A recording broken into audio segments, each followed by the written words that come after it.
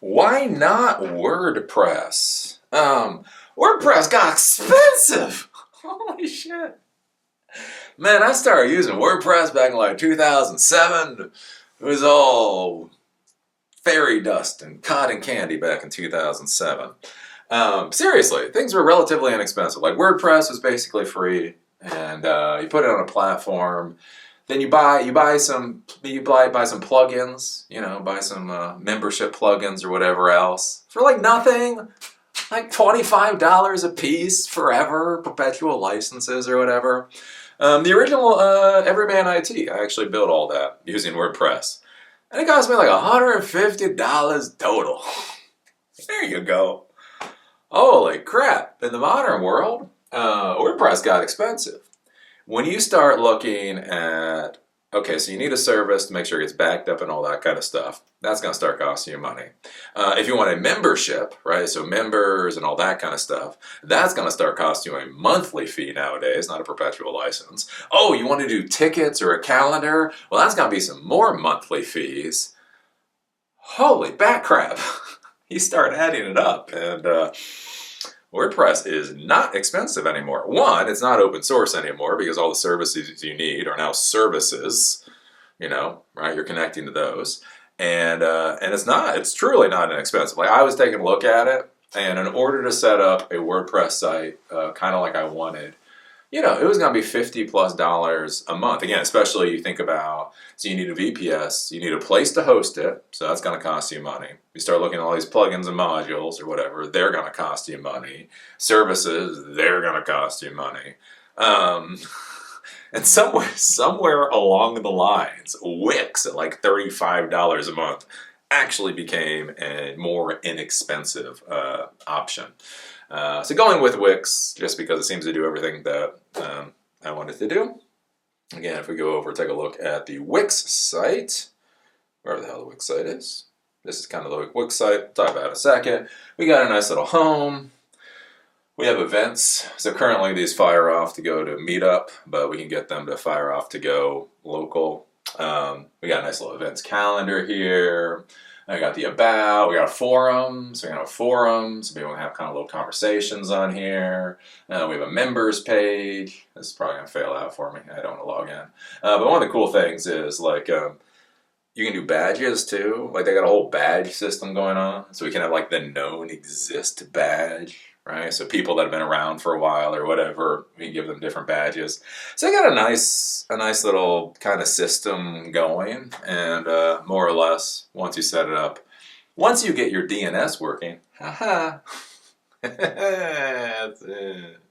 Anyways, then it just seems like an easier option. Again, one of the things you have to be thinking about, like as a professional, as a real professional, is something called TCO, total cost of ownership. And as an entrepreneur, you only have two resources. You have two resources in life. You have time and you have money. And that's it. Those are your only real resources. And so one of the questions you really have to ask yourself is how much is rolling your own actually worth, right? So if something fails, if a server fails, if somebody hacks the site, all those kinds of things. Think about how much time and energy will be required for you to deal with that going into the future. And you really got to ask yourself, is $35 a month, is it really that expensive? So I can set this up. Once it's set up, once DNS works, I'll talk about that in a minute, then this should just be fine. Hopefully. Or it'll fail. And we'll go over to something else. But yeah. Okay, Andy Fontaine. It is 2:04, so I guess I will start with our normal little spiels and go from there. So flood. So yeah, as you may or may not know, I am Eli, the computer guy, and this is Silicon Dojo with orderless, gatekeeperless, free to end user, hands-on technology education that empowers you to do whatever the hell it is that you want to do. I am here in Asheville, North Carolina. We did go through a biblical flood, and now, I don't know, now we're just twiddling our thumbs until everybody starts starving. Oh, it's just gonna be so bad. It's gonna be a crap show. Again, the flood happened 6 weeks ago. The disaster starts in another 6 weeks. If you're here for the first time, all these classes are beta classes. Basically, the idea of trying to create a program here. And so with doing that, basically I'm creating these classes and everything. We're doing them. We're figuring out what works and what doesn't work. So if you're like, this is a crappy class, maybe. Who knows? You might be right. Vids are on YouTube, and we got social media, just so you know. If we go to the internet, basically, almost all of these videos, I record these videos, so this goes to Zoom, this goes to a 4K camera, this 4K camera here. They get recorded, they get uploaded, and they get published to YouTube, generally within about a day of me doing these videos. It is being recorded in 4K, and I do have to say the resolution between Zoom to 4K is just amazing. So if you can't quite see something or whatever else, you might want to just wait until the YouTube video. It will be easier to see. Also, all of the information for all these classes is on GitHub. If you go to github.com/silicondojo/online-classes, all the classes in the material are here. So like, I don't know, where is it? Hacking Introduction. Is it here? Maybe do a refresh. So, Hacking Introduction is right there, so I can click on that. And we have the Pages file, so you can use that as you see fit. And we also have the PDF. And so the thing is, you can print this out, you can, do notes and the whole 9 yards. Let's see here. Beyond that, also LinkedIn. So I do have a LinkedIn page. If you want to follow what's going on LinkedIn, you can find me on LinkedIn. Let's see, beyond that, yeah, we are doing the in-person classes, or we're starting the in-person classes. So on Meetup, you can come and you can see we now have 3 Silicon Dojos. So we have Silicon Dojo, this is the online thing, what you are obviously at. We have an Asheville version that is starting next Tuesday at 9 o'clock in Hatch Innovation Hub here in Asheville. And we're going to start doing the in-person classes. So the in-person classes, you come, I can help troubleshoot, I can help support you. Right, actually in the real world, plus you meet other people, you create the community, which is an important thing, so we're doing that. And then also Research Triangle. Again, I gotta say Research Triangle is an absolutely awesome place. If you're in North Carolina, we will be doing our Research Triangle version. We'll probably be doing boot camps 2 to 3 days, every month and a half, and that'll start when I get to it, sometime in the new year. Let's see here. Beyond that, yes, we got Wix. Just so you know, I am working on the new website. Was talking about that right before class started. So we have Silicon Dojo. You can come here. This is going to have all the classes on it. So what's nice about this is I can have the Zoom classes scheduled, the Asheville classes scheduled, the Raleigh classes scheduled. All these classes will be here. And so you'll be able to simply click an RSVP to whatever class you want to go to. We have a nice events calendar here too, so you can start to see, visually understand when the classes are. Beyond that, it's going to have a forum, so we do have a forum. So it's a forum, so people can ask questions, and it has membership. So you'll see I'm the only member currently right now. Oops. And if you come here, you can see we got badges and that kind of stuff. So there's the known exist badge. And so maybe, again, that'll help create community. This is actually live. This is actually active. DNS. Wix and the Cloudflare DNS do not play well together. So I have DNS, I have Wix. Trying to connect those two it should not be this difficult. Should not be this difficult. So that'll be working at some point. When? God knows when. Let's see here. Donor box. Again, just so everybody remembers, classes are free to the end user. Does not actually mean free. It does cost me money to do all of this kind of stuff. We have this DonorBox account. So if you go to DonorBox/ETCG or click on one of the links somewhere, you can throw some money in. $5 a month is ever so lovely, and that helps support all of these things that I'm trying to do because they do actually cost money. Again, basically the idea with the money here is we're abstracting out the financial component from the actual education component. If you can't afford it or whatever else, I still want you to get educated. But, if you can't afford it, a couple of dollars would be nice. That's just kind of how it works here. And then the final thing, before we get into the class, is make sure to raise your hand in Zoom. So I'm more than happy to answer questions as we go through this class. But again, there's nothing more funny than watching somebody do this during a Zoom class, and it's like, that's not going to work. Wherever the thing is, raise your hand. in Zoom, and I will try to answer your questions. And there we go. That's what we got. Any questions? We all good? Got quite a few people in here today. That makes me feel good. We are going to be talking about hacking. Oh, my favorite subject. My favorite subject. Trigger warning. If you thought you're going to come into this class and you're going to have a teacher espouse how amazing and wonderful hacking and hackers are. Trigger warning. That's not me and that's not this class. We're going to be talking about hacking, but we're going to do it as I do, as they say. So what are we talking about when we talk about hacking? I think this is a big thing that comes up because everybody visualizes what hacking is, right? They go to the movies and they see hacking and they want to do that. The problem is, whatever the hell they're showing in the movies, I just do not understand. Like, you just sit there and you're watching it and you're like, that's just dumb. Like, I remember, like back in the day, like in the 90s, what Angelina Jolie, she was in that movie Hackers, right? And they were hacking each other back and forth. And I still remember, it was like there was this text and it was on fire. And again, this was during the 90s when we had 56K modems. The text was on fire as they hacked each other. And I was like, wow, that's a waste of resources. Why would you do animations to make the text on fire when you're doing 56K connections? Real hackers, you just sit there at a terminal. If you really want to see what like hacking looks like, you're like, Eli, what's hacking like? Oops. Oh, give me a new window with my pro profile. Basically, hacking looks like, like just that. More complicated version of that.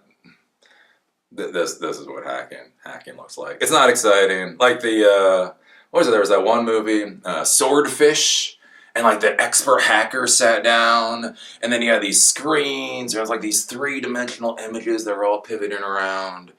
And it was like, I don't know what that is, but that's not hacking. When you think about what hacking really is, at the end of the day, all it is basically you're using systems more or less in undocumented ways, right? Systems get built. You are told how to use said systems, and then hackers use those systems in ways that they were not told to, right? Again, extracting data, logging into accounts, doing all kinds of different things. Basically, there's the way that you're supposed to do it, and then there's the ways that hackers can do it. Again, if you want to access files on a computer, right? There's a document, and you want to access that. So what do? You boot up the computer with the operating system, you log in, you open this up in Pages or whatever else, and you interact with the file. That's one way to do it, as the normies do. Or you could take something called a live CD or a live flash drive that has an operating system that you can boot off of, and you could plug that into the computer, and instead of booting off the local operating system, you could boot off of that operating system, and once you're in that operating system, you can navigate through the file, the file structure, in order to find the document that you want, and then extract it and do whatever it is that you want with it. One of these is the normal way of doing it, and one of these is the hacker way of doing it. So really all I want you to be thinking about is when you start thinking about hacking is what are the non-traditional ways of interacting with systems, and how could your systems be vulnerable, not necessarily from those attacks. Again, attacks. That sounds cool and sexy. It's not cool. It's not sexy. None of this is cool. None of this is sexy. It's boring as snot, right? What I want you to think about is, how could my systems be compromised from people trying to interact with them in ways that are unexpected, right? And that's basically what we're talking about when we're talking about hacking. Why do people hack? People hack for a lot of reasons. Some people literally do it for Sudoku. Like some people do crosswords, some people do Sudoku, some people hack into bank accounts. Again, I've met these people. It is true. They're bored. They're literally bored. Where is your moral and ethical compass? What is your viewpoint on the current administration? They don't care. They're bored. So some people hack literally because they're bored, and you're going to see that a lot nowadays, especially with things like capture the flag competitions. Again, hacking and cybersecurity has become cool. Anyways, so there's a lot of stuff out there where people basically do it essentially as a game. One of the issues that you can run into as a real technology professional is what happens when your infrastructure gets targeted as a game. That's a hell of a thing, right? Because again, we think about, again, I have a degree in criminal justice, right? So when you think about crimes, right, there's theories of why people commit crimes, rational choice theory, association theory, all these theories. Why are people hacking my systems? And then think about, like, what do you do if people are hacking your systems? Because they bored. They bored. That's just a completely bad day. Criminal intentions. Again, everybody knows criminal intentions. Criminal intentions. Vandalism. Again, this is a big one in the modern world. Back in the old days, kids got spray paint and they spray painted things and they did all kinds of stupid stuff, throwing baseballs through windows or whatever else. In the modern world, there's mosquitoes and sunlight outside. So, they want to do their vandalism, but they don't want to, risk skin cancer or anything. So they'll just go out and do vandalism for craps and giggles. Penetration testing. So this is a big one that you're going to hear a lot of people say, is I want to be a pen tester. Why? Again, why? Anyways, a lot of people go out there and do hacking. Again, the whole idea is that I'm going to be what's called a white hat hacker. I'm going to be an ethical hacker, and I'm going to do penetration testing. Access. So this is a big one that I used to actually have to do quite a bit. What happens when people truly lock themselves out of their own damn systems? What happens when passwords get lost? Like when passwords are actually lost. So you need the password to get in the system. Somebody did something really, really, really stupid. They literally forgot their password. The only way to get in the system is with the password. There is no authorized way to get in the system without that damn password. They don't have the password. Ergo, you're hacking the system. So one of the things you're need to be thinking about, again, if you're actually going to be a technology professional, you start thinking about hacking. Again, we talk about bias as an educator. I want to teach you folks what is the mindset that I'm coming from. Again, I look at hacking, again, as that non-traditional way of accessing systems because that's how I've had to interact with it. I get a server that you are not able to get into. Well, got to get into it some way. The final thing to be thinking about nowadays, too, something to be very, very careful about. Again, we had an election. And what is your opinion? Don't. Nope. You don't need to go there. You don't need to go there. We have this modern world of hacktivism, right? Everybody has to do something.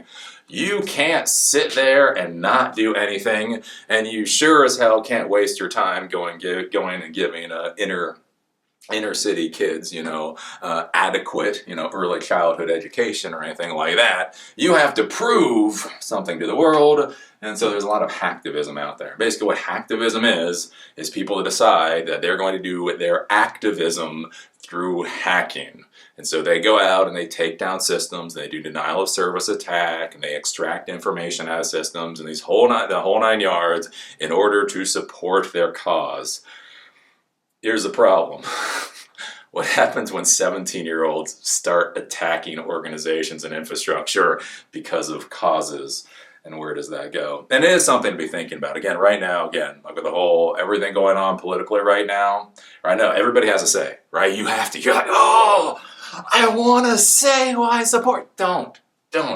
You don't need to say it. Your organization doesn't need to say it. Again, your organization needs to push the ball forward. Is going out there and being political going to help you one way or the other? There are a whole bunch of jackasses on every damn side of this particular equation. And again, if you pop your head up, you literally might be a target for the hacktivists. Again, we talked about this with cybersecurity before, right? We talked about physical security and operational security. So physical security is doors, locks, guard dogs, you could say firewalls, and that type of thing.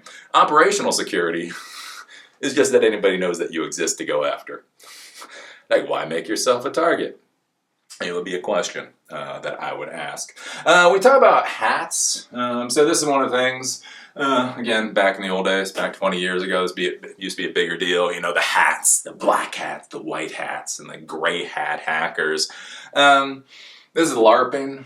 LARPing, live action role playing. That's basically what it is. Basically, it's hackers saying who they are. So a black hat hacker hacks for nefarious purposes. A white hat hacker hacks for ethical purposes. And a gray hat hacker is a neutral hacker. Sometimes they do black and sometimes they do white. That's what the definitions are. Yeah. You decide what you want to be called. One of the things to be thinking about when we start talking about hacking, and again, this is a big thing, especially for the kids, is things like legality and legal agents. Again, a lot of people say, well, I want to do hacking for good. I want to be an ethical hacker. But there is nothing more destructive than a stupid ethical hacker. Right? And so one of the things you need to be thinking about is if you're going to go out there and start hacking, especially for good, are you actually doing it legally? And this is something to be very, very, very concerned about. When you talk about quote-unquote real hackers or real penetration testers versus jackasses with a keyboard, one of the big things to be thinking about is know when to stop.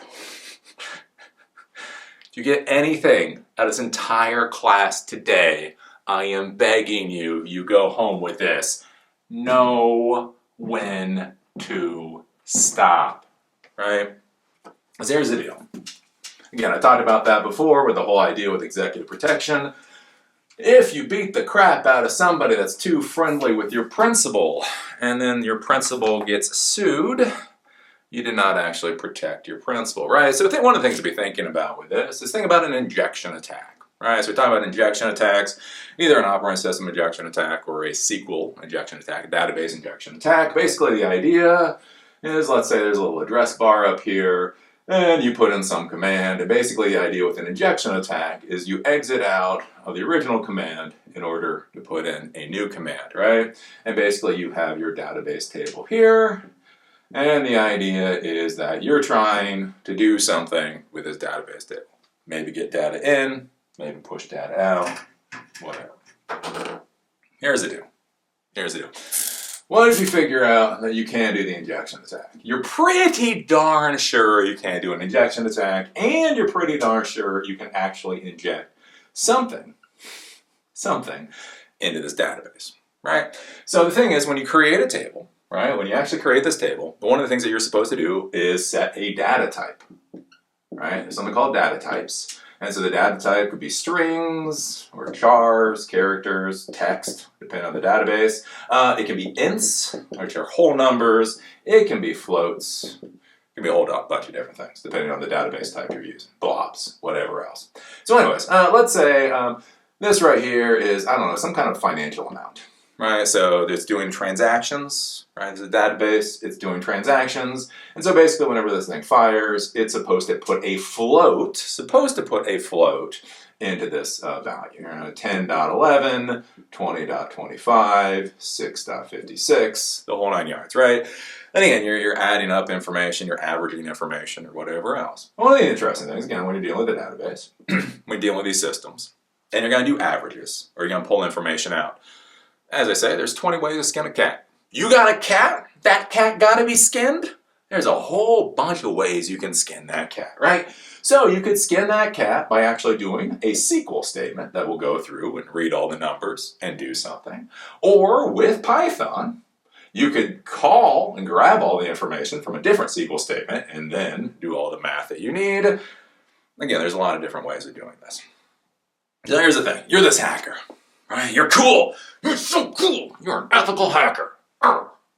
And you figure out that you can actually insert. You can do an injection attack and you can insert a value into here. Well, here's a question. What if that data type, they were stupid, and that's a text data type? That's a text data type. So although there's currently a whole bunch of numbers in here, you can put Bob. You could inject Bob into this table if you really wanted to. But with the Python script, it does a SQL statement, it pulls back these values, it then turns them into floats, so the value comes back, It does the float or whatever, the method to turn it into a float, and then does its processing. Right? And so it works. It's horrible. It's god-awful. It's a bad design. It's a vulnerable design. It's garbage. Here's a question. Once you know, you're pretty sure, you're able to inject values into this table. Once you're pretty sure, you might even be able to inject something like Bob into this table. What do you do next, boys and girls? What do you do next? And the answer is you stop. And the answer is you stop. And you go back to whoever is responsible for this whole system, and you say, look, I think I have found a vulnerability. I'm pretty sure this attack will work, but before I go any further, I want to look at the documentation, I want to look at the schema, I want to look at to see how this is set up, because I want to make sure that I don't inject Bob into here, so that when the Python script runs and it tries to add 10 plus 11 and 20 plus 0.25 and 6.56 and Bob together, this entire thing doesn't fail out. And that's the difference between a professional and a jackass. The professional knows when to stop, knows when to actually go and take a look at the systems so that they can continue the argument from a theoretical standpoint versus actually inserting something into this, everything going to hell, and then what do? Well, I'm just doing my job. I mean, look, I'm an ethical hacker. I'm so ethical. It's not my fault that the entire system crashed because I did an injection because there was previously a vulnerability. My job, again, think about this, and one of the reasons I bring back the old days, my old days, 25 years ago, again, executive protection. If you prove that there is a problem, but by proving that there's a problem, you crash the entire system, have you protected your principal? No. The answer is no. So no, for God's sakes, know when to stop. The other big thing with this is you're going to need to be thinking about legal agents, right? So a buddy of yours comes and says, hey, you've been doing that hacking, you've been doing that pen test thing. I would like you to see how our systems are. I think our systems are vulnerable and you should come in and prove it. One of the things I ask is your buddy a legal agent for the company? So we talk about legal agents. Again, if you follow me for any length of time, you'll have heard me scream about legal agents for a long time because it's a very big concept in the business world. Basically, legal agents for organizations are people that have the legal responsibility to be able to do things such as sign contracts, right? So if a secretary for a company signs a contract with, I don't know, a big warehouse, right? They're not a legal agent. That warehouse can't sue the company because the secretary signed off on a lease. That would be idiotic, right? So legal agents would be the CEO, if it's in the technology world, the CTO, the CIO, depending on how all this is spread out and structures and management or whatever else. Basically what the legal agent is that they have the illegal ability to sign legal documents for the organization. Whenever you're going to be dealing with anybody, especially for white hat hacking, always deal with the legal agents. Distrust, verify, say suspicious, and make sure they have the authority to actually allow you to do whatever the hell it is that you're doing. Because if you compromise systems, and a legal agent has not signed off on it, you're committing a felony. How that'll work out for you, that's your own deal. So legal agents are a big deal. Verify anyone you're dealing with has the authorization to allow you to test their systems. In some jurisdictions, personal privacy trumps organization ownership. So again, for any of the system admins out there and the developers out there, again, back in the day when I was cracking into email accounts and all that kind of thing. Thankfully, back in the 90s and the early 2000s, case law wasn't very set on a lot of these things. Privacy was, something we'd worry about in 2024. Well, with GDPR, with PCI, with HIPAA compliance, with a lot of other things, one of the things you need to be thinking about with your organization is, again, who has the legal right to get to information, right? If you have a laptop computer and it has biometric access to get into it, and then the employee quits the company, right? But on there, right, they have a whole bunch of documents. They have emails of communications with clients and vendors and that kind of thing. They have, you know, their Rolodex of all kinds of information. If they walk away and they haven't given you access to that system, one of the things to be thinking about is legally, are you allowed to access whatever the hell's on that system? It's a big deal. CNBC, again, Iowa paid a pen tester. Where is this? And again, like this is the real world of hacking. This is the real world of hacking. This is from 2019. Iowa paid a security firm to break into a courthouse, then arrested employees when they succeeded. Again, this is actually a real world thing that happened. Let's see here. The state of Iowa contracted with a prominent cybersecurity company to conduct penetration tests of certain municipal buildings in September. In September, 2 employees of the company were arrested in the course of doing their jobs. The incident has sparked concern. Let's see here. On September, the employees of the pen test firm Coalfire were attempting to circumvent security systems at a courthouse to gain entry using other means. The pair had already successfully tested 2 other courthouses. They'd had positive interactions with authorities there. At Dallas County Courthouse, the pair found a door left propped open. They closed the door, then attempted to open it again, tripping an alarm in the process. The protocol in this type of situation is to wait for authorities to arrive. At that point, they had a friendly interaction with the sheriff's deputies, he said. The deputies examined their paperwork and credentials, but when a sheriff arrived, they were arrested on burglary charges, and they spent the night in jail, and the company had to bail them out. And this went into a whole couple-month process where essentially it was the judge for this courthouse was not amused that they were trying to do penetration testing against the courthouse. And so you had this weird thing where the court system basically hired the penetration testers to test the courthouses, but then at that courthouse, the judge had authority over the courthouse itself, so they wound up sitting in jail for a little while. And again, this is where I talk about things like, you know, legal agents and authority, and it seems like, you know, fun. But what happens if you go in to do some kind of hacking job, an ethical penetration hacking job, and you end up in prison? And again, these folks actually got out and it didn't work out too badly. But it can go much, much worse. Again, when we start talking about hacking, you know, you can go to jail for a lot of things. Man receives maximum sentence for a distributed denial of service attack on legal news aggregator. An Iranian-born U.S. naturalized 40-year-old man. Basically, he was sentenced, whatever it was sentenced to 5 years in federal prison in order to pay more than $520,000 in restitution. So that's a real thing. Again, that's something called a denial of service attack we'll go into later. And then, of course, we've got Aaron Swartz, who was basically given the death penalty. This guy actually helped create RSS, Real Simple Syndication, was a really smart person. Basically, he went into MIT, plugged in a computer to download a whole bunch of documents that were freely available on the campus but weren't freely available other places, downloaded like 80% of the database, ended up getting arrested by the feds, was literally looking at 30 years in prison and $1 million in fines for basically downloading files that were freely accessible on campus. And basically he had some mental issues. He couldn't deal with the idea of being in prison for 30 years, and so he hung himself. So again, when we talk about hacking, you know, fun games. Do be careful. Words that you'll hear when you start talking about hacking.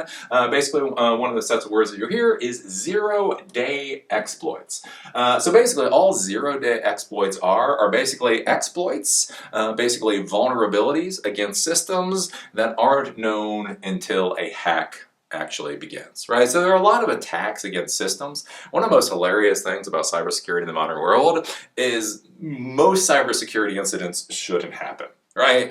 Microsoft and Apple and Google and Amazon, they have their security professionals. They're constantly looking for vulnerabilities. They constantly find vulnerabilities. And they constantly come out with patches, right? There's something called patch management in cybersecurity or basic administration. Here's the deal. You do your basic patch management, you do your security appropriately, and you should be fine. You literally should be fine.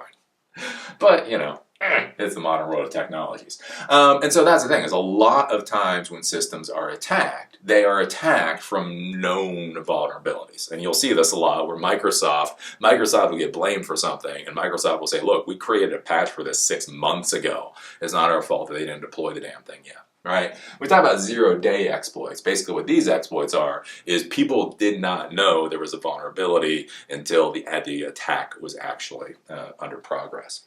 Then we have command and control systems. So this is a bigger thing in the modern world. And basically all this is a network of computer systems for things like bots. Right? So again, we talk about communications, architecture.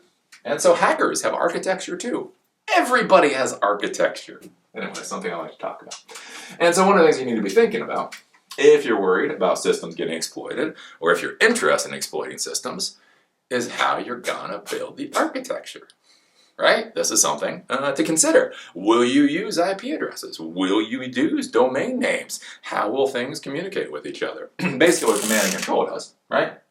So you have the facility that you're compromising, right? And so in here, you have some little thing, a computer, or whatever, a little whatever that's getting in there. It's doing network scans, it's doing all kinds of other stuff. And so it goes through and does a lot of network scans, right? So it finds your server, and it finds port 22 SSH is open, and it finds something else, and it finds out the default password is how it normally is, and it's going through and it's scanning. But it doesn't know what to do next. And so basically, you have a command and control server up here, or a nice little cluster of these command and control servers, right? Again, you can build your own hacking infrastructure.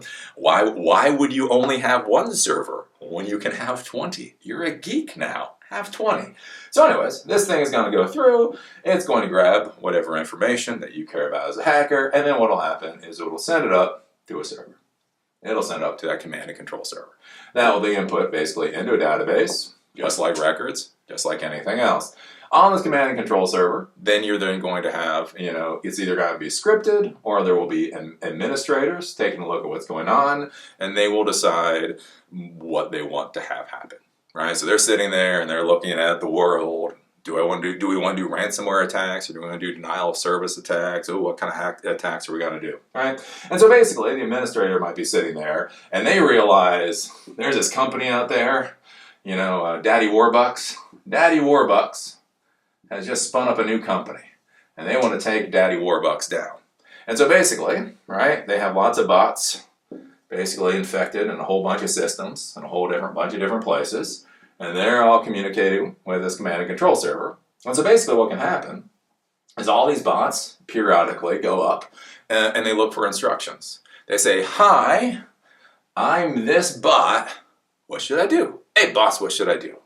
And so, once this administrator decides to take down Daddy Warbucks, it'll say, ping. Ping doesn't actually work. There used to be something called the ping of death. Ping of death does not work anymore. Anyways, but let's say ping of death would work. So say, I want you to ping Daddy Warbucks. And this is going to be like, hey, what should I do? And it'll say, I want you to ping Daddy Warbucks. Hey, what should I do? Ping Daddy Warbucks. Ping Daddy Warbucks.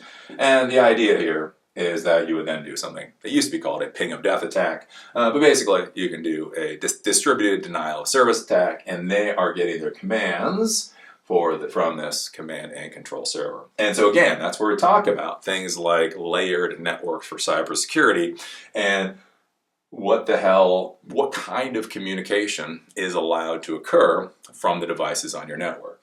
If you have weird little devices on your network communicating weird-ass servers up on the internet, do you know why? Does that look suspicious? Again, if you had a bot communicating with a command and control server on the internet, would you even know? Right. But that's all we're talking about with command and control servers. And that's the thing to be thinking about too, is again, how does that communication work? Because again, if you've got firewalls, right, if you've got firewalls between the bot or whatever and the device and the servers, most likely the server can't communicate directly to the bot. So then the bot is then going to have to do all the communication. It's going to have to send out data, and it's also going to have to make a request. That type of thing going on. Let's see here. So there you go. Command and control systems. Jock! Jock comes in. Immediately has a question. Jock, what is up? Hey, how's it going? Go. So I got, it's, this is something I've heard, and I don't know if it's necessarily true, that most systems have been hacked already. They're just waiting to execute a command or whatever because it's executed. So is that necessarily kind of like true or not? And the second question, why is it easier, or why does it seem like most hacks come from Microsoft operating systems? Okay. So two. One, no, that's crap. All systems or whatever have not been compromised, unless it's by the NSA. And two, the reason that Microsoft systems are the ones that have been predominantly attacked is because they're the ones that users are actually able to interact with. When you do Linux, most people, when they're using Linux boxes, they're for servers, and so you don't have dumbass users going onto your servers and doing stupid stuff. And so most of the attacks are against Microsoft because that is the largest pool of computers to go after. There have been more and more attacks going after things like Macs now. And again, Macs and Androids, more and more folks are going after that. But one of the big things is that it's an easier, it's a bigger target to go after. And then the other thing too is that the Microsoft world, again, it's that whole freedom thing. Right? Everybody complains that you have to go through an app store on iOS in order to install anything, but they do have some amount of security and auditing that happens before an app can actually go live. Whereas with Microsoft, you can literally just install whatever the hell you want, right? You can go to, I don't know, whatever, badvirus.com and install your version of Adobe, and nobody's gonna stop you. So that's one of the reasons it's more vulnerable too. Well, okay, so let's get into the hacking attacks. So hacking attacks, the first thing you're going to hear about is social engineering. And so this is going to be a big thing, especially in the modern world of remote work. And again, you'll hear me talk a lot about things like processes, boring things.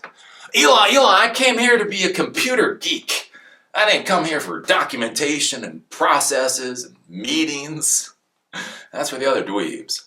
One of the big issues they get to in the modern world right now is this whole thing with remote work.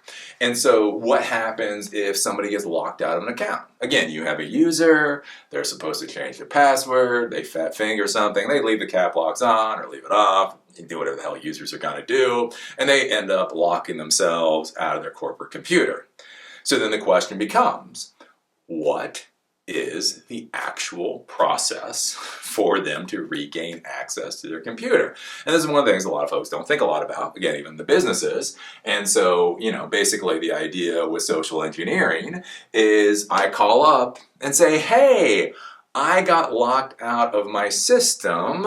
I need access to my systems again.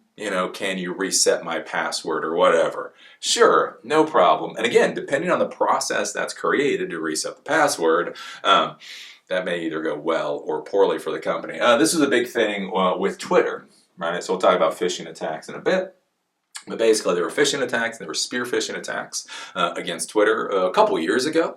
And basically, you had Florida boy, not even Florida man, Florida boy, and did spear phishing attacks, basically started to understand what the corporate structure of Twitter looked like. And then what he did was he then called Twitter's tech support and started saying, I got locked out of my account and I need access.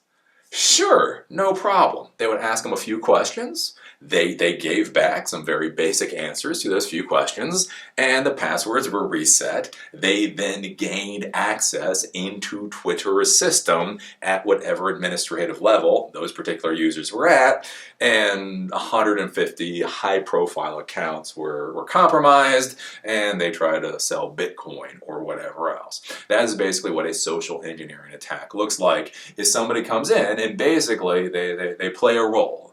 I am X, Y, or Z, and they're trying to get access into your systems. This is going to be a big thing, like with physical facilities. Basically, who is able to get into your physical facilities? Hi, I'm the plumber. I'm Eli the plumber, and I'm here to plumb your plumbing. Can I please get through your locked door so I can plumb plumbing? Sure.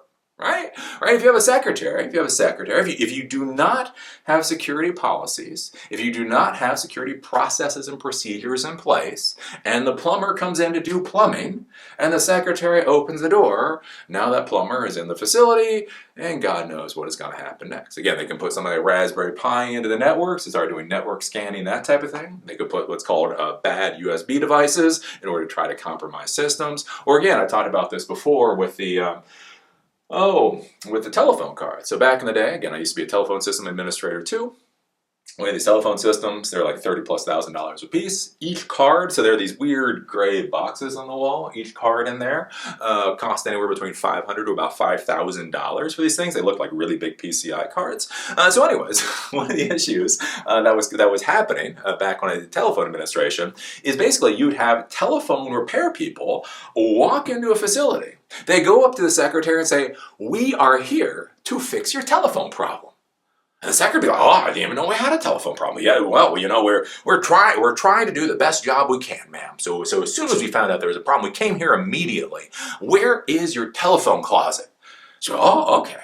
And they take the people to the telephone closet, and they'd be like, "Okay, well, you know, we're just gonna do a little work in here. We'll just be a couple of minutes, and hopefully everything will be done."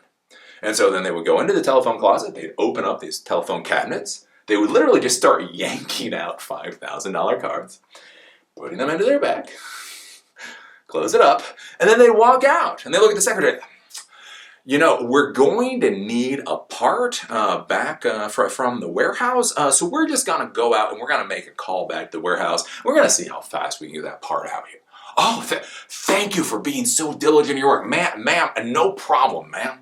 And they'd walk out, and they'd go around the corner, and they'd get in their car, and they would drive away with, you know, thousands and thousands and thousands of dollars worth of cards.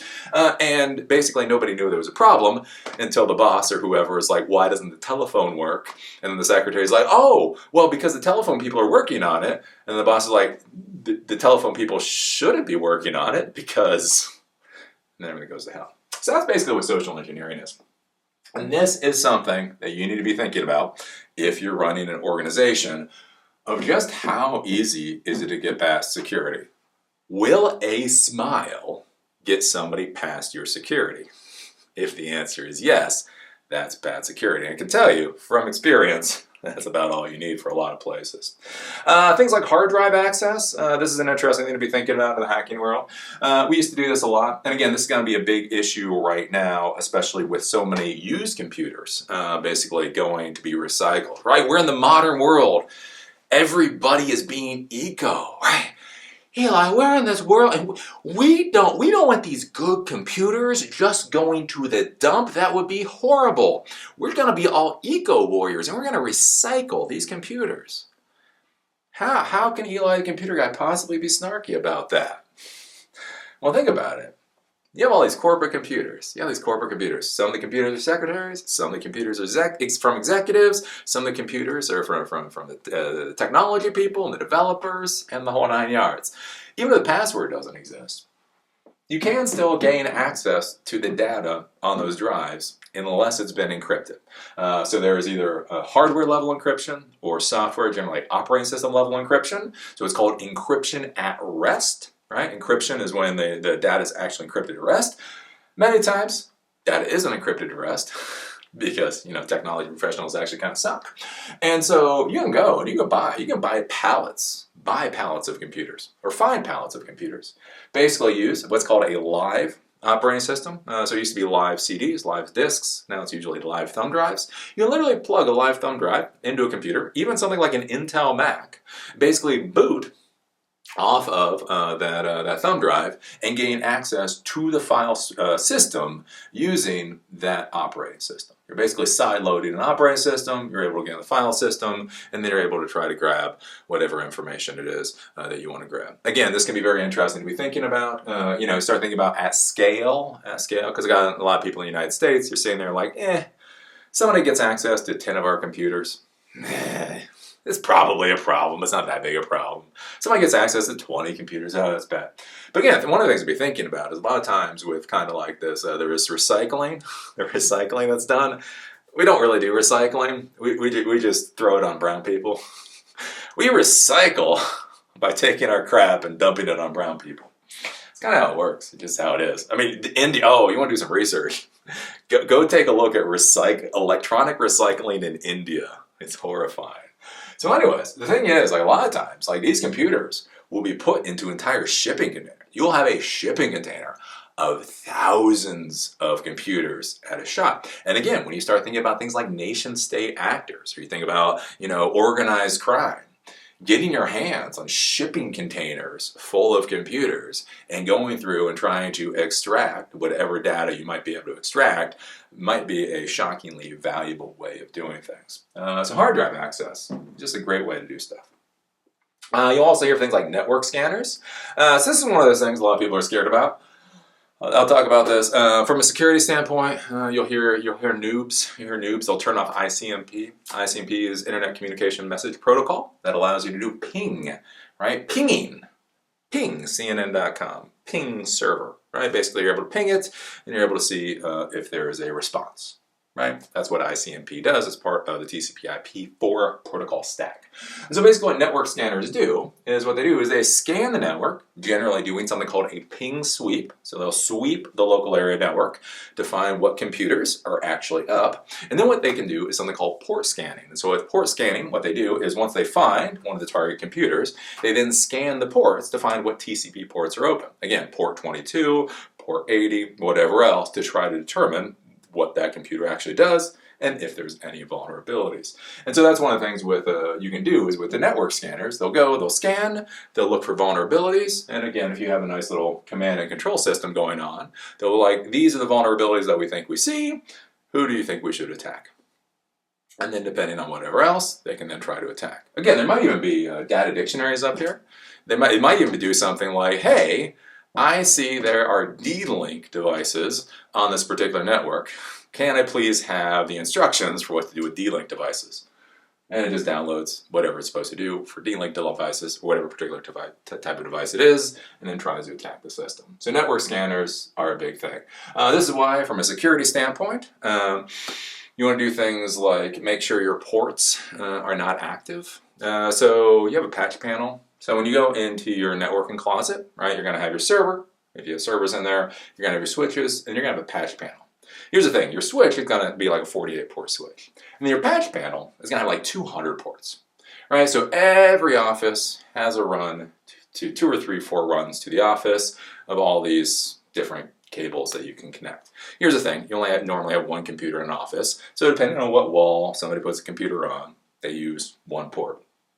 And so what should happen in this particular situation is when ports are not being used, when wall ports are not being used, those should be inactive in the network closet. Basically, the patch cable should be yanked out so that there's not a full connection back into the switch. Right? If you have a full connection back into the switch, basically that's where somebody can plug something in, and then they can scan the network or do whatever nefarious activity they want to do. Again, you think about it like with a Raspberry Pi. I need more stuff around me. But again, you look at a Raspberry Pi, right? Let's say you have something like this, a Raspberry Pi, right? So let's say you take the Raspberry Pi and then you paint it black, and then you put some like really professional logo on it, and then you plug it into the wall, and then you connect it into a network port, and you just drop it behind the main printer in the building, right? How long do you think that thing is going to stay there? Seriously.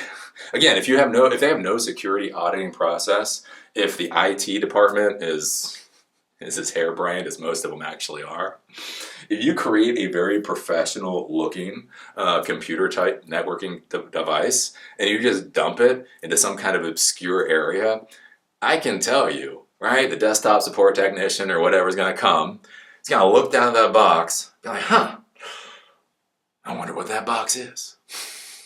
You gotta go back to their boss. Hey, yeah. There's this box, behind the printer. What does that box do? And the boss will be like, And either the boss will lie, boss might lie, or the boss will be like, I don't know, I don't get paid enough. And then the box stays there. It's amazing how much crap. Again, I've gone into server rooms. Where there are just servers that have just been running. They've been running for years. They've been eating electricity for years. And nobody knows what the hell those servers do. Back when I had my company, again, that was the first thing. When I got a new client, literally the first thing that we did was we went in and we started unplugging stuff. We go in, be like, okay, I think it's safe. We power it off. We'd wait like 2 days, and then it got yanked out of the server room. Rinse and repeat about 20 different times, which is amazing. Again, if you can get a device into the infrastructure, it will be there forever. Keyloggers and screen capture. So this is an interesting thing, and especially in the modern world, especially as hardware has become smaller and smaller. Basically, all keyloggers do is they just simply log your keystrokes, right? So you're sitting there, and you type in your usernames, and you type in your passwords, and you type in the love letter to your mistress, or whatever else. And all it's doing is it's literally documenting every keystroke that you put in. The interesting thing nowadays is that this can be either software or hardware based, and the hardware is absolutely insane. Like, we go and take a look at this. So this is a key grabber forensic keylogger. So they make you know it's ethical because they call it forensic. But this is something you can actually buy. You can actually buy. This is $59, $60 for the normal keylogger, and what is it? $80 for the Pro. And we take a look at this. Redefining the term keylogger, because we needed it redefined. The AirDrive Forensic Keylogger is an innovative, ultra-small USB hardware keylogger. It can be accessed with any Wi-Fi device, such as a computer, laptop, tablet, or smartphone. It is the smallest hardware keylogger available on the market, making it a professional surveillance and security tool. So basically, what happens, again, this is where things are layered. Right? So security is layered, and compromising security is layered. So somebody comes in with their social engineering. I'm the plumber here to do plumbing, right? So I go in, and then I'm like, I got my little divining rod out there. I'm like, I'm trying to find the leak in this building. Maybe the leak is in this room. Oh, I don't know, sir. That's the CEO's office. I'm not sure why there would be a leak in that room. Oh, look at my divine. No, there's definitely a leak in this. I gotta get in here.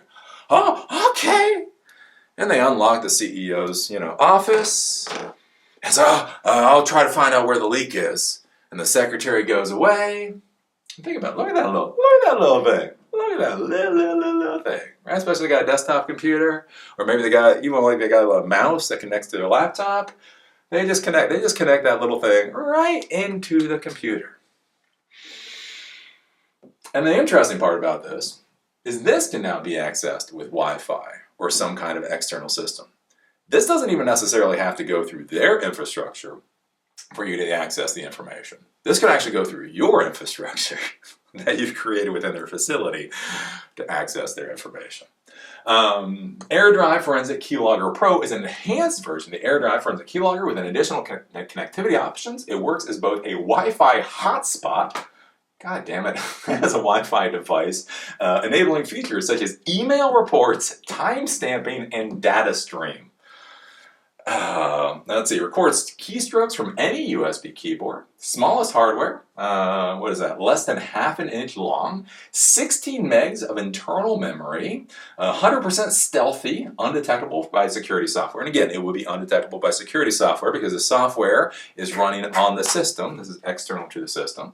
Supports 40 keyboard layouts, compatible with barcode readers, works as a Wi-Fi hotspot, blase, blase, blase, blase.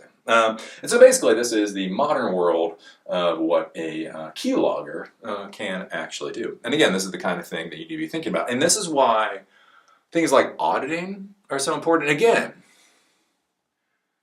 if a hacker compromises your systems, but you do not do auditing, how would you ever know? How would you ever know? And I can tell you, most places don't do auditing worth a damn. So if you're a hacker, Yeah.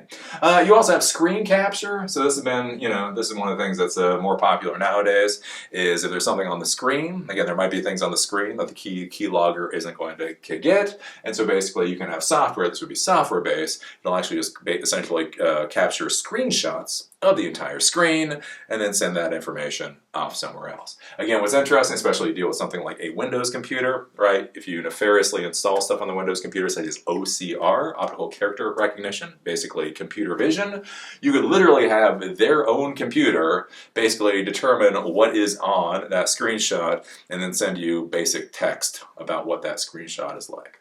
And usernames, passwords, all kinds of information. Interesting stuff. We have phishing and spear phishing attacks. So this is becoming more prominent nowadays. And this is one of the things I argue about with LinkedIn. Again, everybody is worried about social media roles, right? Oh my golly, what if you thumb up the wrong person? Right? That's what all the HR people are worried about. Like, oh my golly, what if my employees does a laughing emoji on the wrong meme? What does that mean for my company? Again, one of the interesting things to be thinking about is at the exact same time, they don't give a damn what you post on LinkedIn. You go to LinkedIn and you look at most technology professionals, it'll tell you where they worked, it'll tell you where they currently work, it'll tell you the projects that they're currently working on. They may have like some Medium post or whatever else, literally describing the projects that they're doing and the processes that they're going through. And all of that information is there for any hacker that wants to go and peruse. And why this becomes interesting, again, with phishing and spear phishing attacks, is the idea here is that you send a nefarious email. So you send an email either to a mass of people, that's with phishing, or to a specific person, that's with spear phishing, to basically try to get them to do something. Oh, you've been locked out of your account. Dear CTO, you've been locked out of your account because we did a security audit. Please log into your account again so that we can verify whatever is going on. Basically, what you can do is you can send them to a website or to a system that they do not own. They plug in their username, they plug in their password, and then you've just collected that information, and now you can start attacking systems. This got so bad not that long ago. They were able to bypass two-factor authentication. Again, this is how screwed up this hacking stuff would be, right? So you do a spear phishing attack or whatever else. Oh, somebody's trying to log into your account. Well, here's the thing, right? It's like, so you type in your username. So basically, with this, right?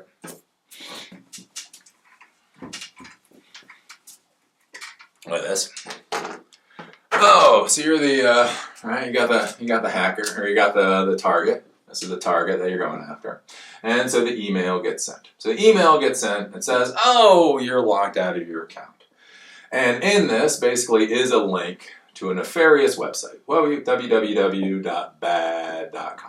right? And so in here is a username, and in here is a password. So basically what they're trying to do is they're trying to get the user that they're going after to put in the username and put in the password so that they can then compromise www.good.com. So whatever the real site is, they want to collect this information so that they can then plug it into the good site and compromise. Well, here's the thing, right? Modern world, there's two-factor authentication, right? We're gonna add layers to the security to make sure this kind of thing doesn't happen, right? So if somebody tries to log in, this person tries to log in here, it'll ask for that two-factor authentication key, and they won't have it, and so it should fail out. So what these folks did, is basically, as the person was plugging this information in, as the person plugged the username in, it would get plugged into the good side. As the person plugged the password in, it would get plugged into the good side. When they hit submit, the submit button would be hit on the good site too. So the good site would then go for that two-factor authentication, right? That question would be asked. And so basically on the hacker site, the two-factor authentication alert would come up and say, we need the two-factor authentication. This got sent to the main user. The main user then puts in the two-factor authentication information into the bad site. They take that, they put it into the good site, and now they were able to bypass two-factor authentication. Modern world of hacking. Right? And so basically that's the thing. It's like with the phishing and the spear phishing. And this is the type of thing, again, you need to be thinking about processes. What are the processes for your company if something happens? It's interesting. There was a guy that was just arrested. I don't think he should have been arrested. I think he should have got an award. Right? Apparently, he got like $150 million out of companies like Microsoft and Google by simply sending them bills. Like literally, all he did is he figured out the information for the financial department, and then just started sending them bills. And then they got the bill, and they're like, oh, okay. And then they paid the bills. They paid the completely fictitious bills.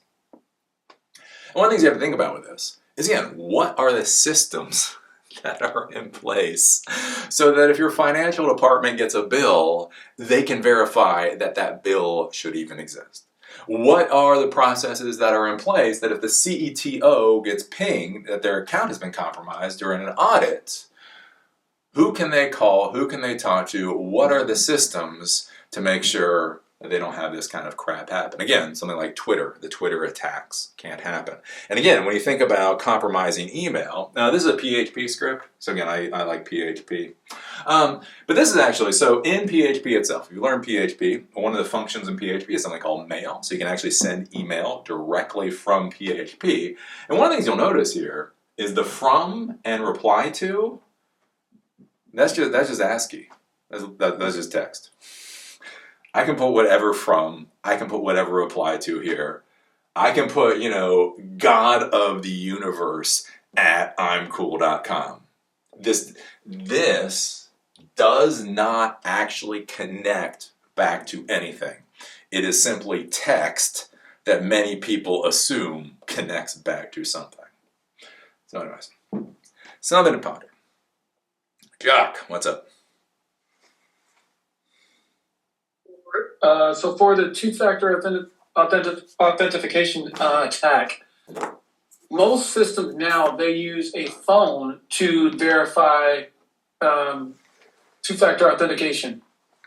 So in that scenario, would you be able to try to access a phone number to also be able to do this attack in a way that you can bypass that? Because that's what I'm noticing now with most attacks. At first, it was like they send the code to an email. So then, you could just attack that. You could just snatch that code off the email.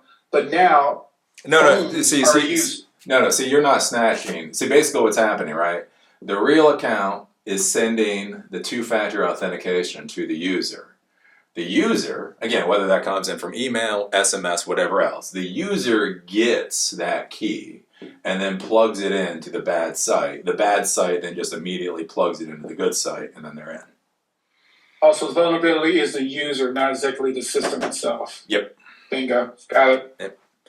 Remember, the number one threat to your systems are you. The number two threat to your systems are your damn users. They will destroy everything. Let's see here. Yes, please do not turn off ICMP. ICMP is good. ICMP is good. So spoofing. Spoofing is the next thing. Basically what spoofing is basically where you try to pretend to be a legitimate site or service so that people interact with your systems. Again, basically you point them to a bad site, pretending to be a good site, and they plug in the username, password, or whatever kind of information. You'll see this a lot. You'll get like SMS messages. I get a ton of these. Like, you have a UPS package waiting for you, right? Anyways, if you look at what the URL shortened URL is, basically you see something like this, where it'll be like ups.imhackingyou.com. So it kind of sort of, again, if you're not a technical person, it says UPS. Yeah, but look at that part. Look at that part, right? Anyways, but they're users, right? They're 80-year-old users. So one of the things they'll do is they'll make it look like the normal site, UPS, FedEx, Bank of England, whatever else. And then they'll create this URL so that it appears, right? They kind of, again, humans do that. Like when they read something, they'll just read what they want to read. So they see bankofengland.com. They just don't see that. And then they plug in the username, passwords, or whatever else. And so basically that's what spoofing is. Again, one of the big things now you see is the URL shorteners are being used for the spoofing. So basically, again, if you got this nasty URL here, you want to try to hide it a little bit when you send the SMS message or the email message. Instead of actually sending this link, where somebody might notice what's going on, you send a shortened link where all of that stuff is removed, and maybe they'll be able to click on it and try to do whatever else. Again, with the spoofing too, like I say, with the emails, you'll see that with emails where it'll be like my company, hack you, right? So let's say you work at Microsoft, so it might be like boss@microsoft.hackyou.com. So like, oh, it's my boss. My boss is emailing me, right? They want to do that back and forth.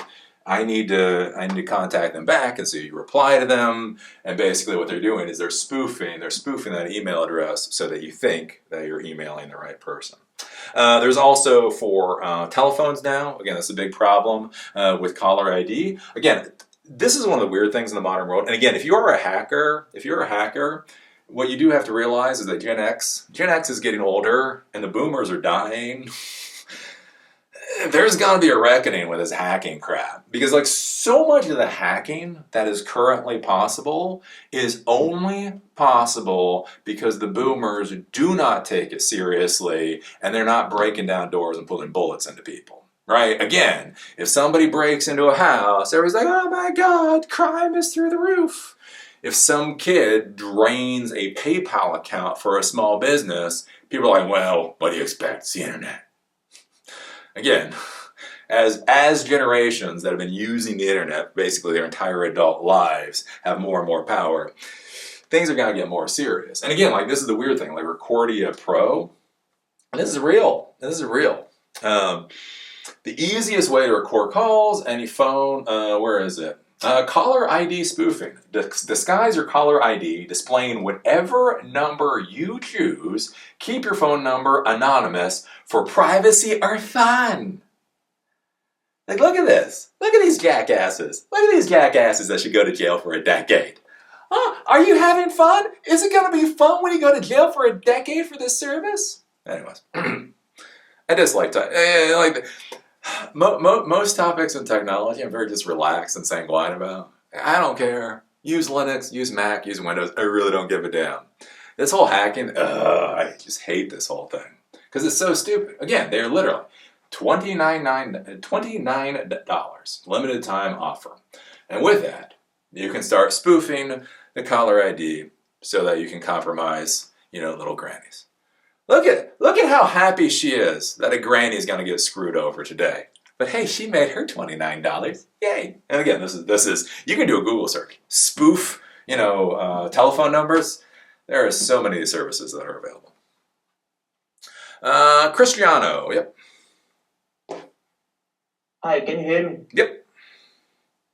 So when you were talking about two-factor authentication, can you talk a little bit about using USB drives for that, and how could you implement that in the example you gave? If it's possible. Depends. If you're using something like YubiKey, YUBI, could you compromise a system with the YubiKey? I don't know. It should be pretty safe. So yeah, if people don't know. So when he's talking about that, there's things called YubiKey. I mean, Yubi is one of them. YubiKey. Yubico. Yeah. So these are used for two-factor. Oh, go away.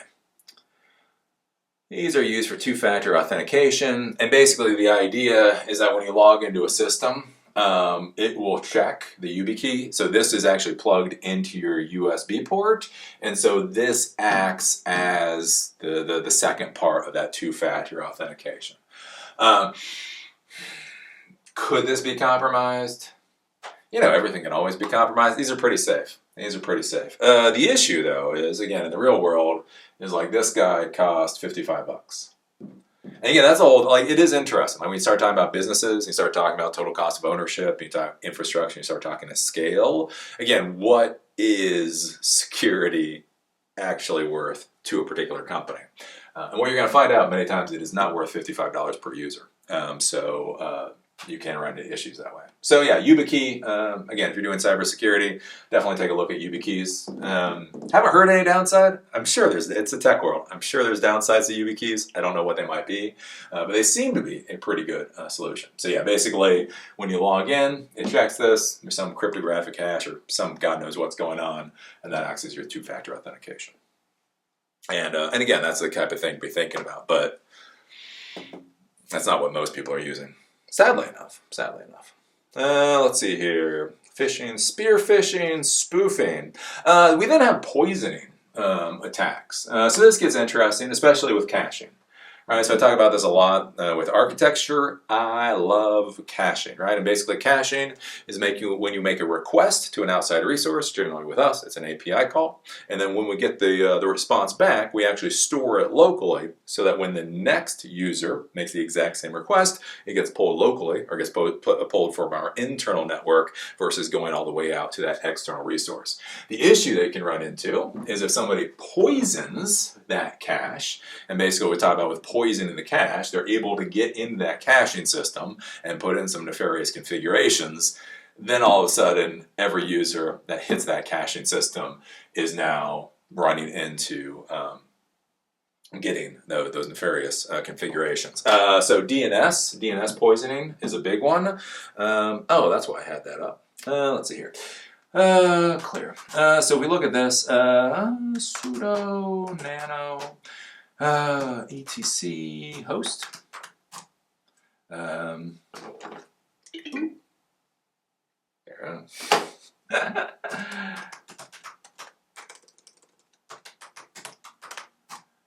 Alright.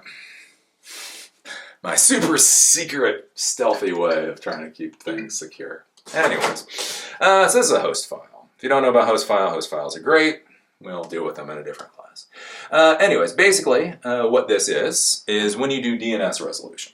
Domain name service resolution, right? Domain name service resolution is resolving fully qualified domain names, FQDNs, to IP addresses. Again, CNN.com, right? So you're on your computer, and you want to go to CNN.com.